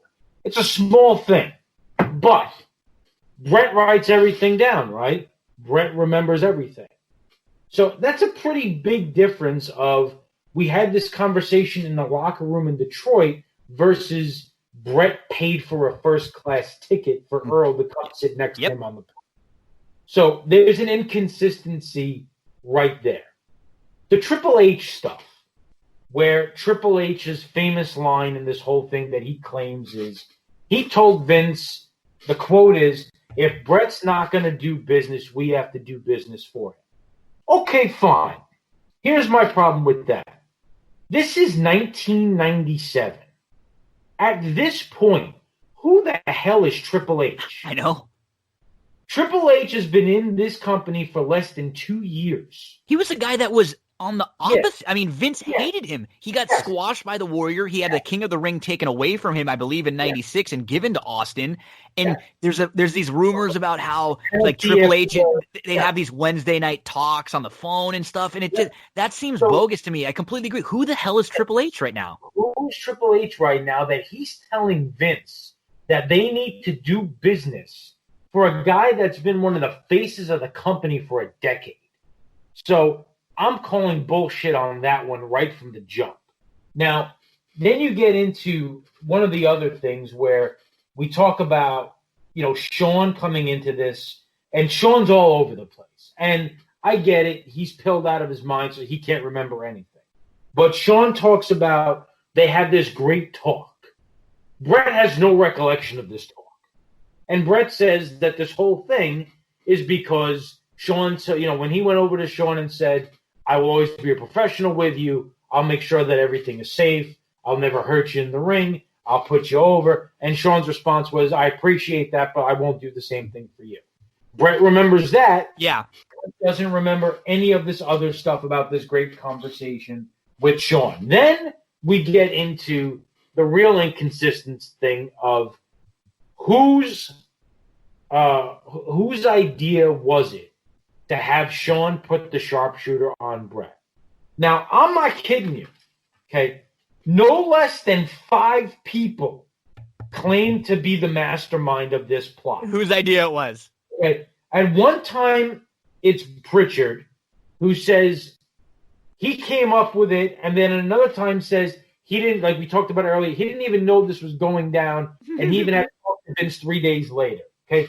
Then Russo says that there was a meeting at Vince's house with him, Cornette, and McMahon, where Russo came up with the idea. Cornette says, I was at that meeting. Russo's out of his mind. Everything he came up with was nonsense, and he's the biggest liar in the world. Brett says on a podcast with Austin that it was Pat Patterson that came up to him and said, that's a really cool spot when you let somebody try to put the sharpshooter on you and you reverse it. It's a really beautiful spot. But at the same time, Brett's acknowledging that it's not because Pat was trying to get him screwed. Pat knew nothing about it. He was just telling Brett that it was a really cool spot. So, and then another point, Brett says on another podcast that it was his idea. I was going to say that there was definitely other people who have said it was Brett's idea. So, I mean, we've literally heard 5 different people who were supposed to be behind this. Right. So, and then listen, I understand that some people want to take credit, okay? And we could talk about that till we're blue in the face. So now here's where I start to lose my mind with this thing, okay? Start, Darin, start. Yeah. And here's where I'm going with this, okay? When something is not what it claims to be, you get a lot of different stories from a lot of inconsistencies because they can't remember what they told everybody about it. And the more time passes, the more out of control and the more spiraling out of control that stuff gets. Now, there's other stuff too. I mean, the punch on Vince, right? We hear from Brett, Vince came, Taker was pissed and he went to get Vince. Vince comes in. I tell him, I'm going to take a shower. You better not be here when I get out. I take a shower. I start to get dressed. I do everything but put a shirt on. Then I get up. We come to each other. We're grappling a bit, and I throw this great uppercut that connects in his jaw, and I knock him out. Okay, well, he says that. Shane says Vince walked into the room. None of that happened, and Brett just walked up to him and hit him with the uppercut in the jaw right off the bat. Vince says he didn't get hit in the jaw. He got punched in the temple, and that's why he's got a black eye, which I don't know if anybody's been in a fist fight. You get hit with an uppercut in the jaw, you're not getting a black eye. Mm-hmm. Okay? So, again, there's a lot of stuff that does not add up. And if you want to say I'm wearing a tinfoil hat, that's fine. But you can't escape the fact that you've got 20 different stories about 20 different things because, in my opinion, everybody is making up bullshit to try to cover what was a plan that maybe people didn't know about until it happened. And then, they've been instructed to make up all these different stories. And maybe some of the people we heard didn't know or don't even. And I think this is one of those things where the guys involved would take this, if it was the case, they would take this to their graves. And Andrew, they wouldn't tell anybody else. And Andrew, I'll send it to you from here, okay? And I'll leave it at this one. The whole thing where Brett can't lose in Canada. He's not dropping the belt to Sean for all those reasons. Brett said he didn't want to lose that night in Canada. But he told Vince, if we do something, we have a schmaz or Sean gets blindsided and I go over at Survivor Series, I have no problem dropping the belt to him on Raw the next night if Sean shows me that he'll put me over and then I'll put him over. Why didn't Vince just take that out? Why didn't Vince say, okay, well, sure, go on Raw. lose the belt the next night on Raw. My ratings suck on Raw. I need to, find a way to pump that show up a little bit. Why not take that out? Why and go the next night in a schmaz, the night before too in a schmaz, so it doesn't even make Brett look strong. Right. Why go through this lavish screw job instead of taking that easy way out?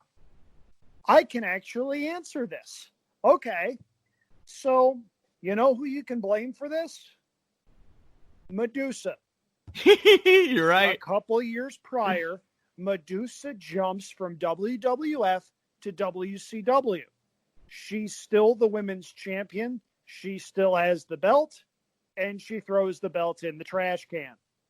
How did that look to WWF? Gino, Darin, short answers, please. Awful. I get it. I think. I mean, look, if we're going to really put Brett side by side with Medusa, I think that he's going to do that okay. But I don't think Vince really believed that Brett was ever going to walk onto that show with the belt. I agree with that, and I agree that nobody thought Brett was going to do the unprofessional thing. I also think Vince decided he couldn't roll the dice on that. Because had he rolled the dice on that, what would the ratings have looked like the next morning? No, that's a good rebuttal. That's a fine rebuttal to a lot of the stuff that Darin said that makes a ton of sense. Yeah. Now, there's some stuff that Darin said that does make a whole lot of sense. I don't believe anything Earl Hebner says. I think the way he handled stuff was really scummy. I mean, we're talking about a guy who actually got in trouble later and fired from the business, for selling memorabilia and stuff, weird things we kind of heard about Earl. And yeah, when he worked the independent circuit, a couple of friends of mine went to an indie show in Binghamton, New York, just down the road from where I went to college in Ithaca. And they reported Earl Hebner was wearing and selling T-shirts that said, "Yes, I did," in response to the chance he would always get for the "You screwed Brett, you screwed Brett, you screwed Brett," whatever. I can't take anything he says seriously after that. I think that's a really scummy, shitty thing to do. So I don't trust a lot of what he was saying. The stories about, I swear on my kids, whatever. Yeah, that doesn't hold water with me. Now, one thing I will agree on is wrestling's a business built on tall tales. I think everybody involved decided we need to come up with something that says we came up with this because this is professional wrestling. And if we can say we came up with this, it might lead to a payday down the road. I don't think it necessarily makes any sense to do that, but that's the old school wrestling mentality. So it's not surprising that Vince Russo decided, I'm going to take credit for this. Jim Cornette hates Vince Russo, so he's trying to debunk that at every possible opportunity. Mentioning Triple H a little bit. The one thing that makes me think he might be telling the truth is he was the one guy that was constantly riding with Shawn and basically taking care of him. Well, the thing about Triple H that I do will to piggyback this, and he was clean. He never drank and did drugs. He's always been a clean guy. Steroids, but that's basically wrestlers at this point. You're right. So I buy the fact that Triple H might have had something to say there. There were also stories about how when he was in WCW coming up as Terror Rising, he would make remarks going to the power plant to train, talking about, if I ran things, here's how I do it, here's how I do it, here's how I would do it. And now we have the Performance Center that has all of his ideas in motion. So I buy him potentially being outspoken. At this point, he's sort of carried the bag for the incident at MSG where Razor and Diesel said goodbye and they broke kayfabe. So at this point, I buy that maybe he earned his stripes enough to where he felt confident enough to say, screw him. If he doesn't want to do business, we'll do business for him. I at least buy that might have happened. I will concede Darin's point that there are inconsistencies going on. Do I think there is anything nefarious about that? Maybe, maybe not. I would lean towards the maybe not, simply because, again, wrestling is built on tall tales and legends and people exaggerating houses, people exaggerating the things that they were able to do, people wrestling well past their primes because they claimed they were capable of so much years and years and years before. It's a situation where I'll concede that maybe we're not going to know everything until after Vince passes away. But do I think that it was necessarily a work? I don't know, because here's the other thing. Brett had so many chances to go to WCW prior to this. He really, truly did. He was going to jump in the early 90s. 92 Rumble. Yep. Yeah, right around the Rumble. There was a contract thing that went on to where it prevented him jumping, stayed in WWF. He drops the title to Shawn. Nobody knows what the heck he's going to do. He goes to film Lonesome Dove. He gets courted by WWF and WCW. Stays with Remember WWF. that promo that he had on Raw when he actually talks about getting other offers and maybe going there? It was different, yeah. And you got the sense, and yes, obviously Vince knew he had already signed, but you got the sense that Vince clearly didn't want to lose this guy. I believe that Vince panicked. I believe Vince saw ratings telling one story and trying to find ways to jolt the business. I believe he saw Brett as, okay, this guy is after 40. He can still work, but there's a lot of the younger guys that we want to push. In a way, it's a little bit similar to what happened with Flair in the early 90s, where the guy was a top guy, but Vince had designs on phasing him out in favor of the younger guys. Now, do I think the Montreal Screwjob was a work necessarily? I just can't go that far.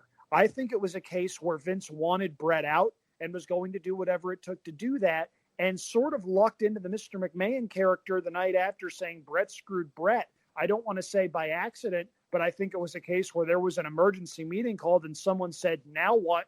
And someone said, well, Vince, you should just run with this now. You're the bad guy boss. Everybody has a bad guy boss at some point. Vince saw money and rolled with it.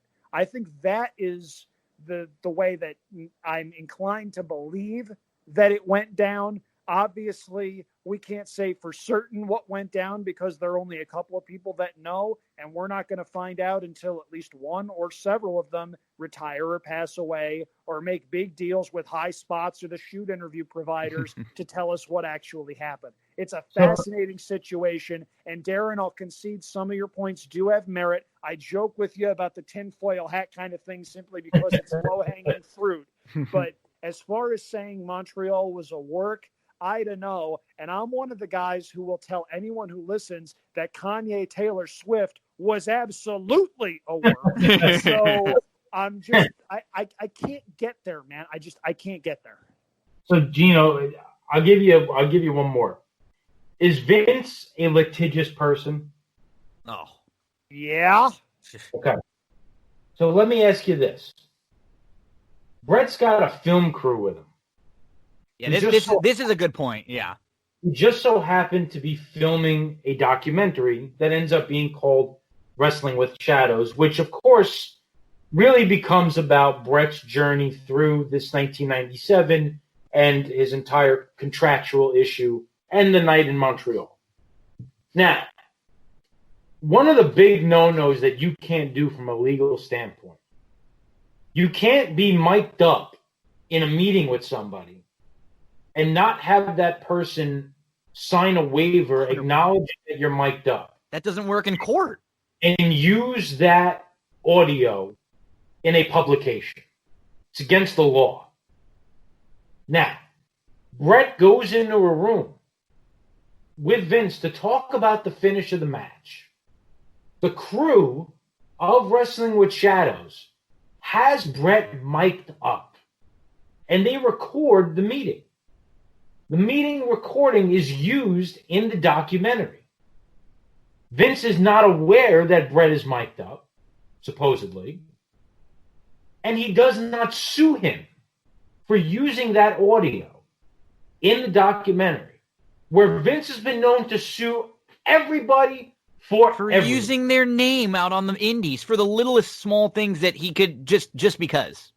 How in the world does he not file a lawsuit against Brett the audio engineers, and everybody behind that documentary for using audio that he never signed off on using when he sues for every piece of intellectual property that he's ever so-and-so created. That's a valid point. I'll give you that. There are some great points, and I think I land right in the middle of the two of you. I can be coerced kind of either way because there's just so many things that don't add up to where I fall. This will make me think that it was real. This will make me think that it was set up. So this is just an unbelievably fun and interesting debate and conversation to have. Here's where I'll end it. Here's my final point, then we'll get to the match. Here's what I genuinely think happened. I genuinely think Brett hated Sean or, had problems with him. Okay? Sean the same with Brett. I genuinely think that there was the disagreement on the match and what was going to happen. I think all that is true. I think the Montreal Screwjob is what they came up with to appease Brett. And they sold him on the schmaz. You're going to leave here off the biggest story in wrestling history. And all WCW has to do is take this with you and run with it however they want. They're going to get you off this controversy, and they're going to be able to do whatever they want with it. Of course, we know WCW completely dropped the ball with it because, in my opinion, Vince knew that they were dumb. And he did, and he said it to Brett. He said it to Brett multiple times. When he was trying to keep Brett, they'll never know what to do with a Bret Hart, and he was right. And I think he said to Brett, sold him on this whole thing. You're going to walk out of here the Canadian hero you want to be. You can, we're going to cut out of the pay-per-view right away. You can do whatever you want around the ring. Sell the thing as much as you want. You can go to WCW off this huge story. You'll be bigger than ever. All the while knowing that Bischoff was going to screw the whole damn thing up. That is what I think actually happened. Here's my question. I have one question to this, and it's not necessarily a bone of contention because if that was what happened, it wouldn't be among the 100 most surprising things that could have potentially been conceived. Here's my question. What incentive would Brett have to lie about all of this? To the other guys. And even today. Yeah. He's not necessarily under contract with the WWE. He's not under any sort of an NDA that we know of. Why would he stay quiet about any of this when he documents everything, has no problem throwing anybody under the bus about anybody? Why wouldn't he say anything about That's a great rebuttal point too. Good. And in your words, I can answer that. Oh, cool. I like this. Nice. This is good. Brett, we all agree that Brett takes himself probably too seriously. Mm-hmm. Yep. I think he's genuinely concerned if it came out that all of this was done to appease him and give him a send-off as a Canadian hero to have his ego, however stroked and put together to send him off on silver wings to WCW. He genuinely believes it would tarnish his legacy. Yeah, that makes sense. Maybe. That's what's and that. Yeah, I love this. I mean, I love this conversation, and I think Andrew kind of hit the nail on the head at the beginning. This is definitely going to be the longest show we've ever done, and very close to going as long as the actual. We're getting there. We're getting there. We're getting there, and I mean, now we get to the match, and I think the one thing I forget about this match, because again, we've talked for 2 hours and 15 minutes, and we haven't discussed the match and when he won one bit. This match was on the way to becoming really, really good. I mean, that's no surprise with these two guys, but the intensity. Okay, there's a fight. This match. Okay, first off, huge pop for Brett, obviously, and JR gets his line, "Smart money. This will never happen again." And then Sean goes right after Brett. They're brawling, and the bell still has not rung. And then they're outside the ring, just super intense, back and forth. And they are laying it in thick, and we just see the chemistry with these two guys in the crowd over the railing. The way they, just every little back and forth is pretty smooth. It looks good, and we see Vince McMahon and Pat Patterson out there because they're both, like Andrew said, this is where Vince is probably panicking now. And he's going, I really don't know what's going to happen. We think we know what's going to happen. I want to make sure Brett doesn't try to go rogue or go the other way or nothing, or, so he's out there trying to make sure everything goes smoothly. King even says at one time, what the hell is Vince doing out here? Like, what's McMahon doing out here? We get these two guys, they're brawling in the aisle. Brett with a back body drop on the floor and then a suplex. And then Sean, he just nails Pat Patterson, which was kind of funny. Just clocks him with a right. And the refs are just getting laid out all over. There's about 4 or 5 referees following these two guys as they fight all over, as well as Vince and Patterson. I think they go for about 12 to 15 minutes outside the ring before this match even starts, Darin. And then the bell rings and the crowd is really getting into it. But this is like 2 different matches, and then obviously the Screwjob at the end. And if the first part of this match was just like a street fight that we would see maybe 2 years later in the WWF, it would have been a fun 10 to 12 minute brawl. And then we get them into the ring and they pick things up and we start to get a little more wrestling. It's still got kind of the fight feel all throughout. I just forget how good this match was because all we remember is the finish. Yeah. And at this point of his career, I'll be honest with you, I hated Shawn Michaels. Me too. I loathed him. I could not stand his arrogant face. I couldn't stand how far he took the stuff. I mean, I was only 14. I thought sticking the flag in your pants and humping the flag on the floor was disgusting. Wiping his nose with it. It was in his nostril, like picking his nose. I thought it was taking things too far. When he gets thrown into the crowd at one point, there's guys in the crowd that are hitting him. I mean, you see it. There's a guy behind him, and he's literally giving him like forearm shivers to his back. And there's like, Montreal police in the crowd trying to separate them. I mean, it's wild what's going on here. And, I could see why they had people out there because I think that, they knew that they were going in the crowd. I think they wanted to try to keep some semblance of order. And I also think having Vince out there spoke to, having the Vince character. As far as the match, so different than anything they've ever done before. Mm-hmm. You feel the animosity, you feel the passion, you feel the hatred. It's a brawl, then it's a wrestling match. Obviously, the ending kind of comes, pretty much out of nowhere. But there's wild stuff. I mean, there's a chant at one point. Sean is gay. Yep. It's wild what's going on. The figure 4 spots when Brett started doing that modified figure 4 off the ring post. I thought that's one of my favorite things ever. Favorite moves. That looks so painful. It might not hurt at all. It looks so good. I thought that was one of the coolest spots that they did, and I know they did it several times. Anytime Sean even connects on a punch, all you hear is boos throughout the crowd. Yeah. Things are running hot. Then we get to the end. Now, here's another thing you talked about with Earl, Andrew, that you don't believe anything he says. Earl says he got grabbed right before he was going out there and told Sean's going to put him in the sharpshooter. You're going to call for the bell. And then, was told, look, you're either calling for it or Vince is calling, or, so, Brett don't sign your paychecks. So when that sharpshooter goes on, you call for the bell. Okay. Which is what we see. Here's another oddity.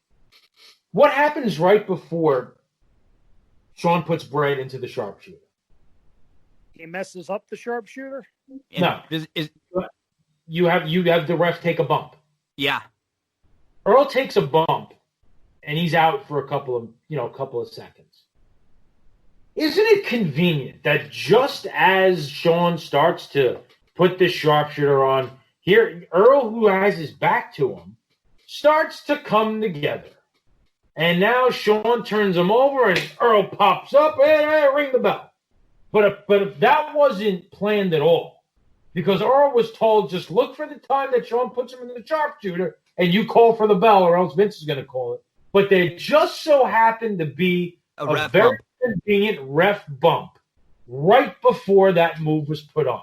Again, just another thing that actually happened in the match that to me, raises a red flag of there's another thing that somebody said that when you take a look at the match and something that happened in the match, Andrew, that doesn't exactly seem kosher. Gino, if you want to, in post-production, put in the X-Files theme right about here. The truth is out there thing. Well done. Well done. So yeah, we're go ahead, Andrew. Yeah.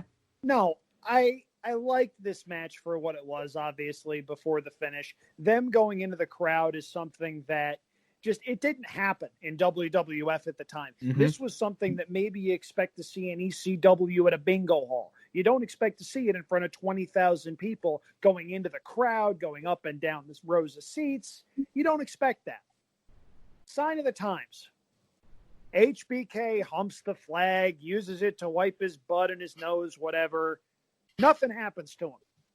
15 years later at a show in Brazil, Chris Jericho essentially does the same thing. They have to smuggle Chris Jericho out of the country. Yeah. Jericho gets suspended for a month. They wind up having to do this big apology tour because there was a Brazilian general in the crowd that took exception to all of this. It's just a reminder that we're not in the Attitude Era anymore. Anytime you look at something like this, I'm going to be the contrarian.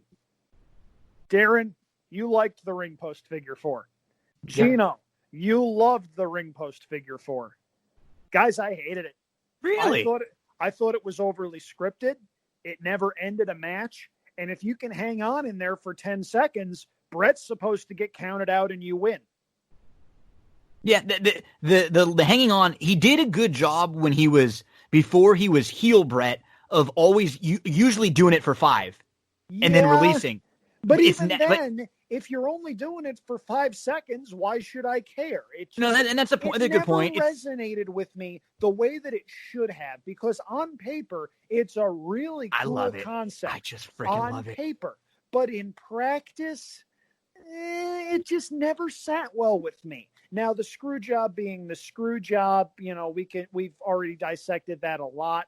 People are going to dissect that from now until the end of time, or wrestling, or the internet, whichever comes first. But I agree with Gino. This was a match that had the first 20 minutes of a 5-star match written all over it. We just didn't get the back half. Yeah. After the first, 15 minutes or so, they come into the ring, and it takes about a minute or two when they're in the ring, and then they get into a match, and it's still a brawl, but it's a little more clean moves. We get a little more counters. And everything, though, in this is snug. We believe these guys who have had these great wrestling matches before, we believe they really fight. And it's funny, with all the emotion between the two of them, they just did such a damn good job making everything really count. Brett goes outside. He locks in that figure 4 around the ring post. And JR and the King, they are going crazy. They're super into this. JR is intense. He keeps screaming. If Brett loses, he's done. That's what JR had said. If Brett loses this match, the rumors are this is going to be his final match in WWF. And now Brett's got the figure 4 locked on inside. Sean turns it over. Brett gets quickly to the ropes, and then they start to set up that final spot. And Darin mentioned we get the ref bump, and Sean goes to lock in the sharpshooter. And one of the stories that I believe Brett tells is that as he's trying to put it in, he's doing it wrong. And Brett tells Sean, "Oh, you're doing it wrong," which is so funny. Brett's still trying to help them both get through this awesome match, like literally as Sean is about to screw him. As he's putting, the sharpshooter on, and Sean knows what's about to happen. And he locks in that sharpshooter, and Earl, boom, he's up, he's over, and Brett is in. The sharpshooter gets locked in for no longer, and it's not even ever really cleanly locked in. Sean's kind of got it in a little goofy. No more than 2.5 seconds before Earl rings the bell, and you actually hear Vince, screaming to ring the effing bell. Many times he's telling the timekeeper. And Vince is standing right outside the ring. We can see Vince now. You could tell as this was about to happen, Vince gets closer to the ring, and he's standing right outside. And we see him. And then they ring the bell. And again, they cut it off on the WWE Network, a lot of the stuff that happened after the match. In fact, it's the bell rings, and there's literally about 25 more seconds before the show is off. And I don't know if there's ever been a match, and obviously Sean knew what was going on, Vince knew what was going on. I don't know if I've ever seen a match before. I mean, maybe Ric Flair 92 Rumble, where somebody wins the title and is out like that. Like, so quickly, just out, no celebration in the ring, no nothing. Sean's gone. Brett just kind of has that look back over to Vince, like, are you kidding me? This really is what you did. And then Brett, he spits on Vince. He goes over to the announce tables and he starts trashing them. And he's, doing in WCW and fingers and writing it into the air there. And this is all before all the backstory. They go backstage and everything that Darin talked about earlier with the punch and everything. And this is it for Bret Hart until, what is it? It's 10 years later, 11 years later before he ends up coming back for the first time. And the one thing I noticed that I had never noticed before, King and JR, they don't know what's going on. You can tell because JR says he's quiet, and then he says, "What happened? What happened?" Bret Hart gave up in the sharpshooter, almost like a questioning. He doesn't say it like he would emphatically. And then from the finish, King doesn't say one word. Nope. Nothing. He doesn't say one thing. He's frozen because a lot of the wrestlers are bothered as hell by this. Like, if you would screw Bret, your main guy, what would you do to any one of us? I mean, Jerry's been a booker, promoter. He's had companies that he was in charge of and everything. And so I'm hearing him talk after how he was kind of pissed off and frozen. We hear the stories about Mick Foley and Furnace and these guys all who were going to quit. Bulldog's gone after this for a couple of years. He's not back. Neidhart's gone. He comes back. He has a little run. They kind of embarrass Neidhart on Raw the next night. He's gone. Following this, there's a couple weeks where they tease Bret Hart coming back. There's even one night where they say Bret Hart is there. He shows up, and then they have a little person, midget, who they were referring to at the time, come out to Bret's music. So, I mean, this is it. This sparks Bret going to WCW, which doesn't work, but it does spark the Mr. McMahon character, which does work. So much we've dissected, so much still to, that we can go back and forth on with this. It's just the one thing that I hate is I wish we could have gotten a little bit more of this match. Even we could have gotten another nice 10 minutes out of these guys.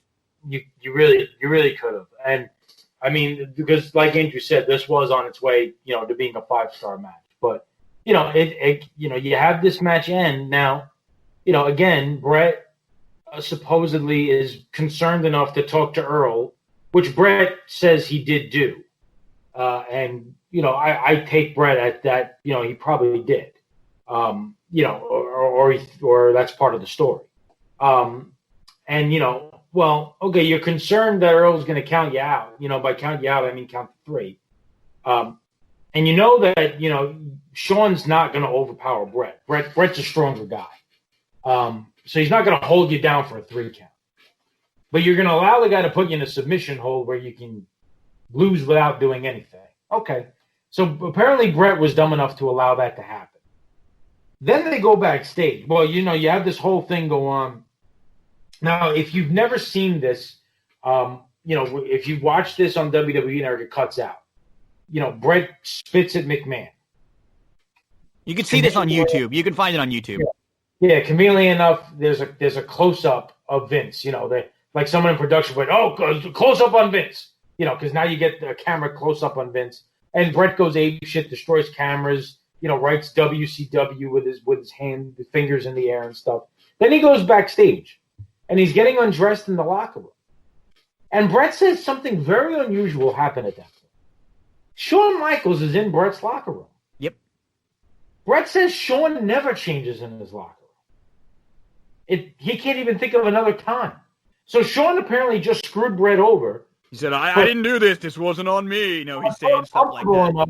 Go there. And they conveniently happen to have the film crew back there again. Yeah. And they happen to capture on the audio Bret saying, "You didn't have a hand in that, Shawn?"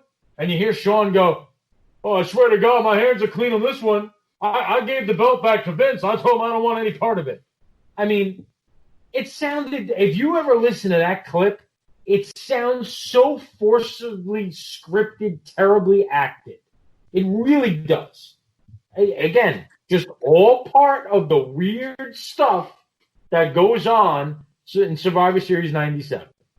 To be fair, a lot of Sean's delivery, both on camera and off, was likely impacted by the fact that he was ingesting a small pharmacy every single day. It's true. And that's what makes this so difficult, is that one of these guys, literally, we can't take anything that Sean says for anything, right? Right. Like, so we only are getting the Brett version of this. And that's what is a point that actually I think helps Darin side a little, in that if we could get two clean guys versions of the guys that remember, didn't have foggy brain, then maybe we could catch something even more. But it's hard because it's an easier cover up for a conspiracy when you only have one of the guys who we have to worry about keeping his story together, which is Brett. Because anything that Sean says, we're all going to kind of roll our eyes.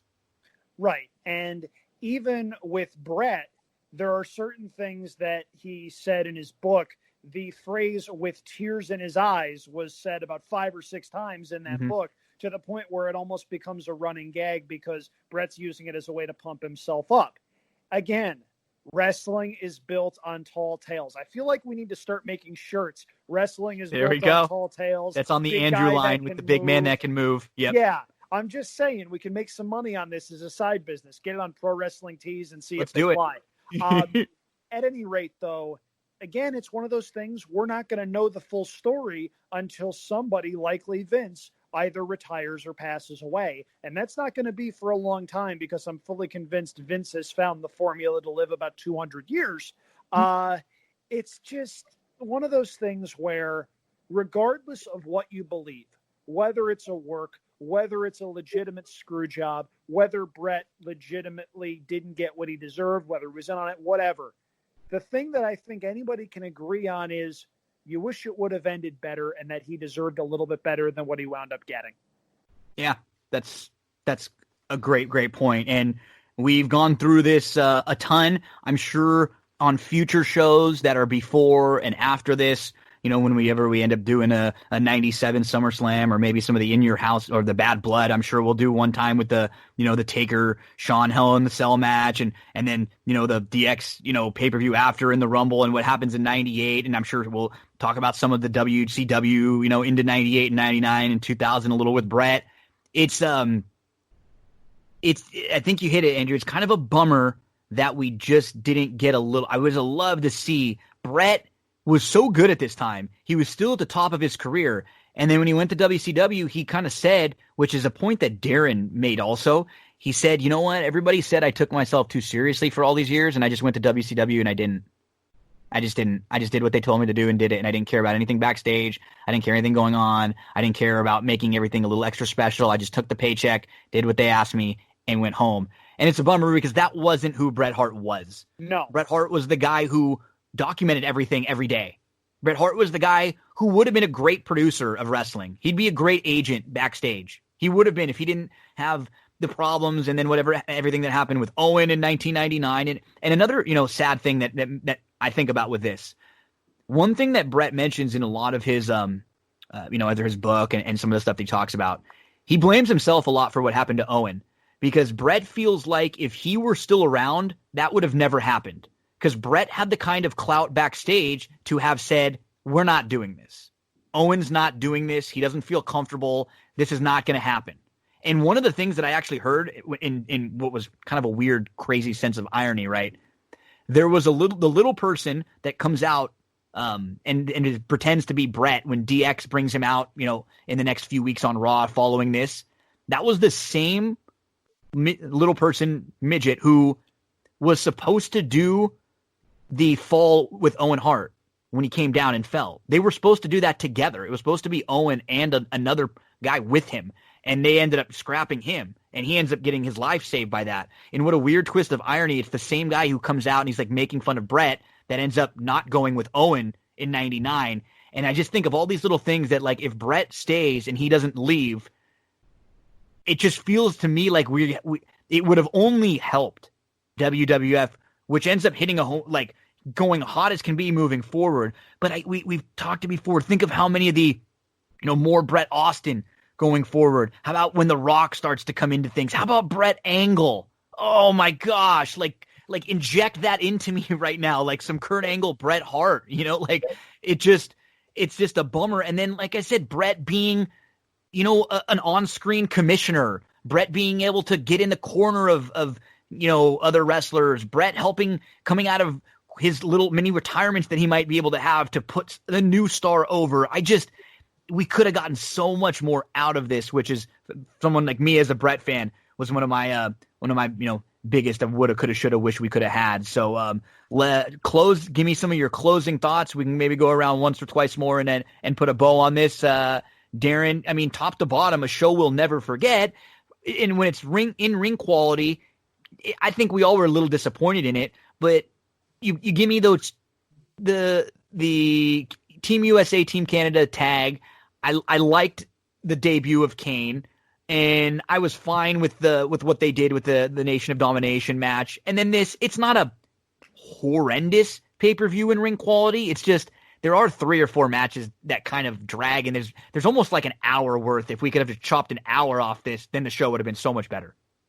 Yeah, I mean, look, the show is remembered the way it should be remembered. It's, it's one theme that kind of, takes over everything.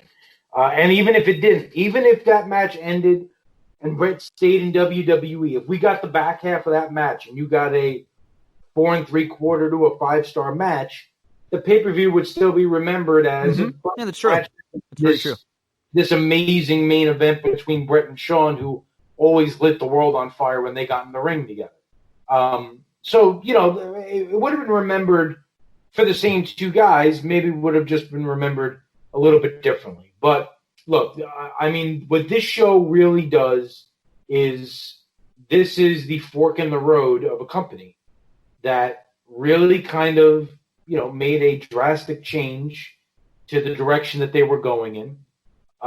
They went from having one individual as the face of their company to suddenly being gone, changing the attitude of the company, changing the characteristics of the company, changing a lot of the things that the company believed in and how they presented their product in order to try and compete on a national scale with a rival, which is something that they did not have to do for quite some time. So this show is remembered for the Screwjob, as it should be, but it should also be remembered as the fork in the road where WWE had a choice to go left or right, and the choice that they made is what paved the way for pretty much the next 5-6 years of what the company ended up becoming.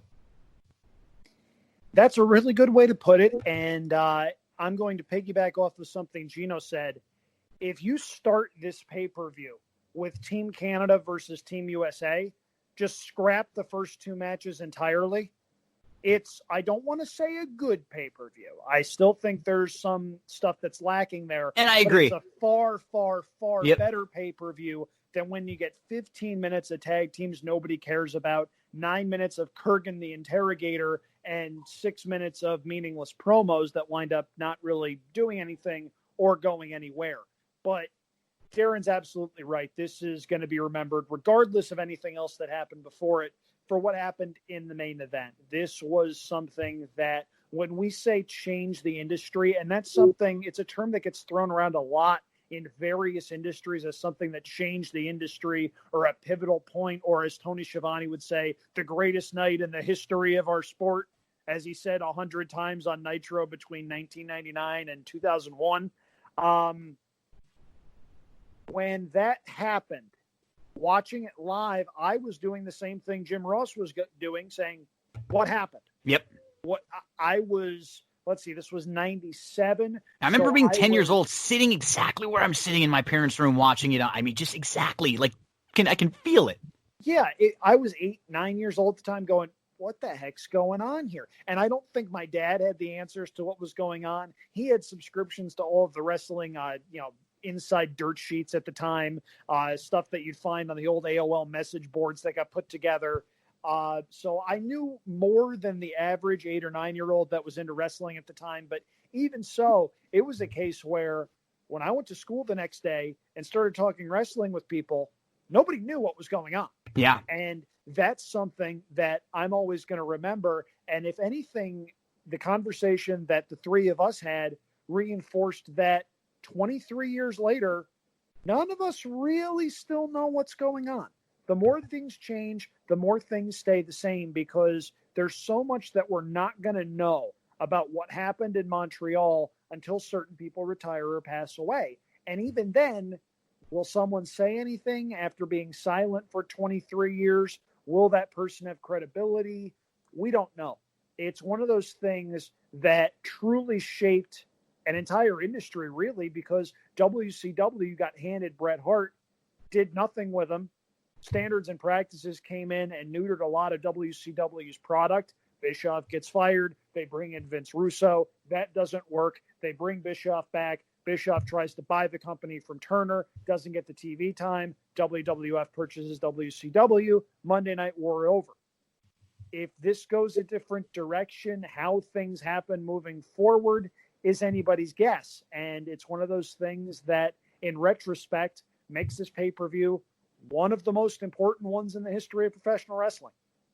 Yeah, it's a show we had to do. It's a show that will probably go down as one of the longer shows we'll ever end up having, because there just was so much to talk about, and probably so many things that we still will go back later the next day or two and be like, oh man, that was probably something I could have mentioned, or that's what's so fascinating about the discussion on this topic. And we'll hit on, as I said, when we talk about other shows, we'll maybe put the bow on different things we didn't talk about, but just a blast to discuss the Montreal Screwjob, having all of us kind of on slightly different sides of where we stand. But we I think you hit it perfectly, Andrew. None of us know. We can assume this was what we think or we feel happened, but we just don't know. That's why this is such a fascinating and polarizing topic. So, my friend DZ, it is up to you. You are the next choice for what pay-per-view we are going to be talking about next week. Big bucks, no whammies. Big bucks, no whammies. Big bucks, no whammies. So I really thought about, I could have gone one or two different directions. I was thinking about continuing along the path of, the controversial stuff, the finger poke of Doom Nightmare, or even the horrendous pay-per-view with Russo and Hogan and Jarrett, and trying to keep this whole weird conspiracy stuff going. But then I thought it was more important to piggyback off of the Survivor Series and kind of show where WWE goes from this point. So I actually selected the next big pay-per-view after this, Royal Rumble 1998. Cool. Nice. Good one. I like that. That's a lot of fun. We're going to see the rise of Austin. It's a good show. Cool. That's a good pick. We're going to be talking Royal Rumble 1998 next week. Andrew, my friend, give everybody your plugs, where we can find you, and then your homework for next week, Royal Rumble 98. At Andrew Champagne on Twitter, and you mentioned the homework for next week. I've got a lot of homework for Saturday. Belmont Stakes Day, of course, an 11-race program. I'm going to be doing a lot of really cool stuff on Twitter and on racingpicks.com. I'll be putting some spot plays up on Racing Picks. I'll have some stuff up on my site as well, andrewchampagne.com. As far as Saturday goes, we'll see. I'm going to be trying to put together some pretty cool things for people to enjoy. Follow me, and hopefully we can make some money together and have some fun doing it. DZ, where can we find you? Yep, Twitter, at the Track 7. Also, obviously I'll be into the Belmont stuff on Saturday, although it is my son's 7th birthday on Saturday. Oh, happy birthday. Very cool. So little Anthony is getting bigger. But so I don't know how much time I will be able to spend on social priorities, media. Darin, priorities. But we will get Darin's voice a little earlier in the show. If you just tune in for the wrestling part and you want to go back and listen to some wrestling, Darin's going to talk, or listen to some racing. Darin is going to talk a little bit about that Belmont Saturday card with us. So, fellas, awesome stuff. Thanks again. It's up for 98 Royal Rumble for next week. So those of you who are watching along and going along with us, you have a week to get in the Royal Rumble 1998. Folks, that's actually going to do it for this episode of That's What G Said. A big thank you to Darin. A big thank you to Andrew. A big thank you to all of our sponsors. And I hope you enjoyed this episode. What you're going to hear next is the That's What G Said theme song from my good friend Joey Cleveland. Thanks a lot, folks. Have a great weekend.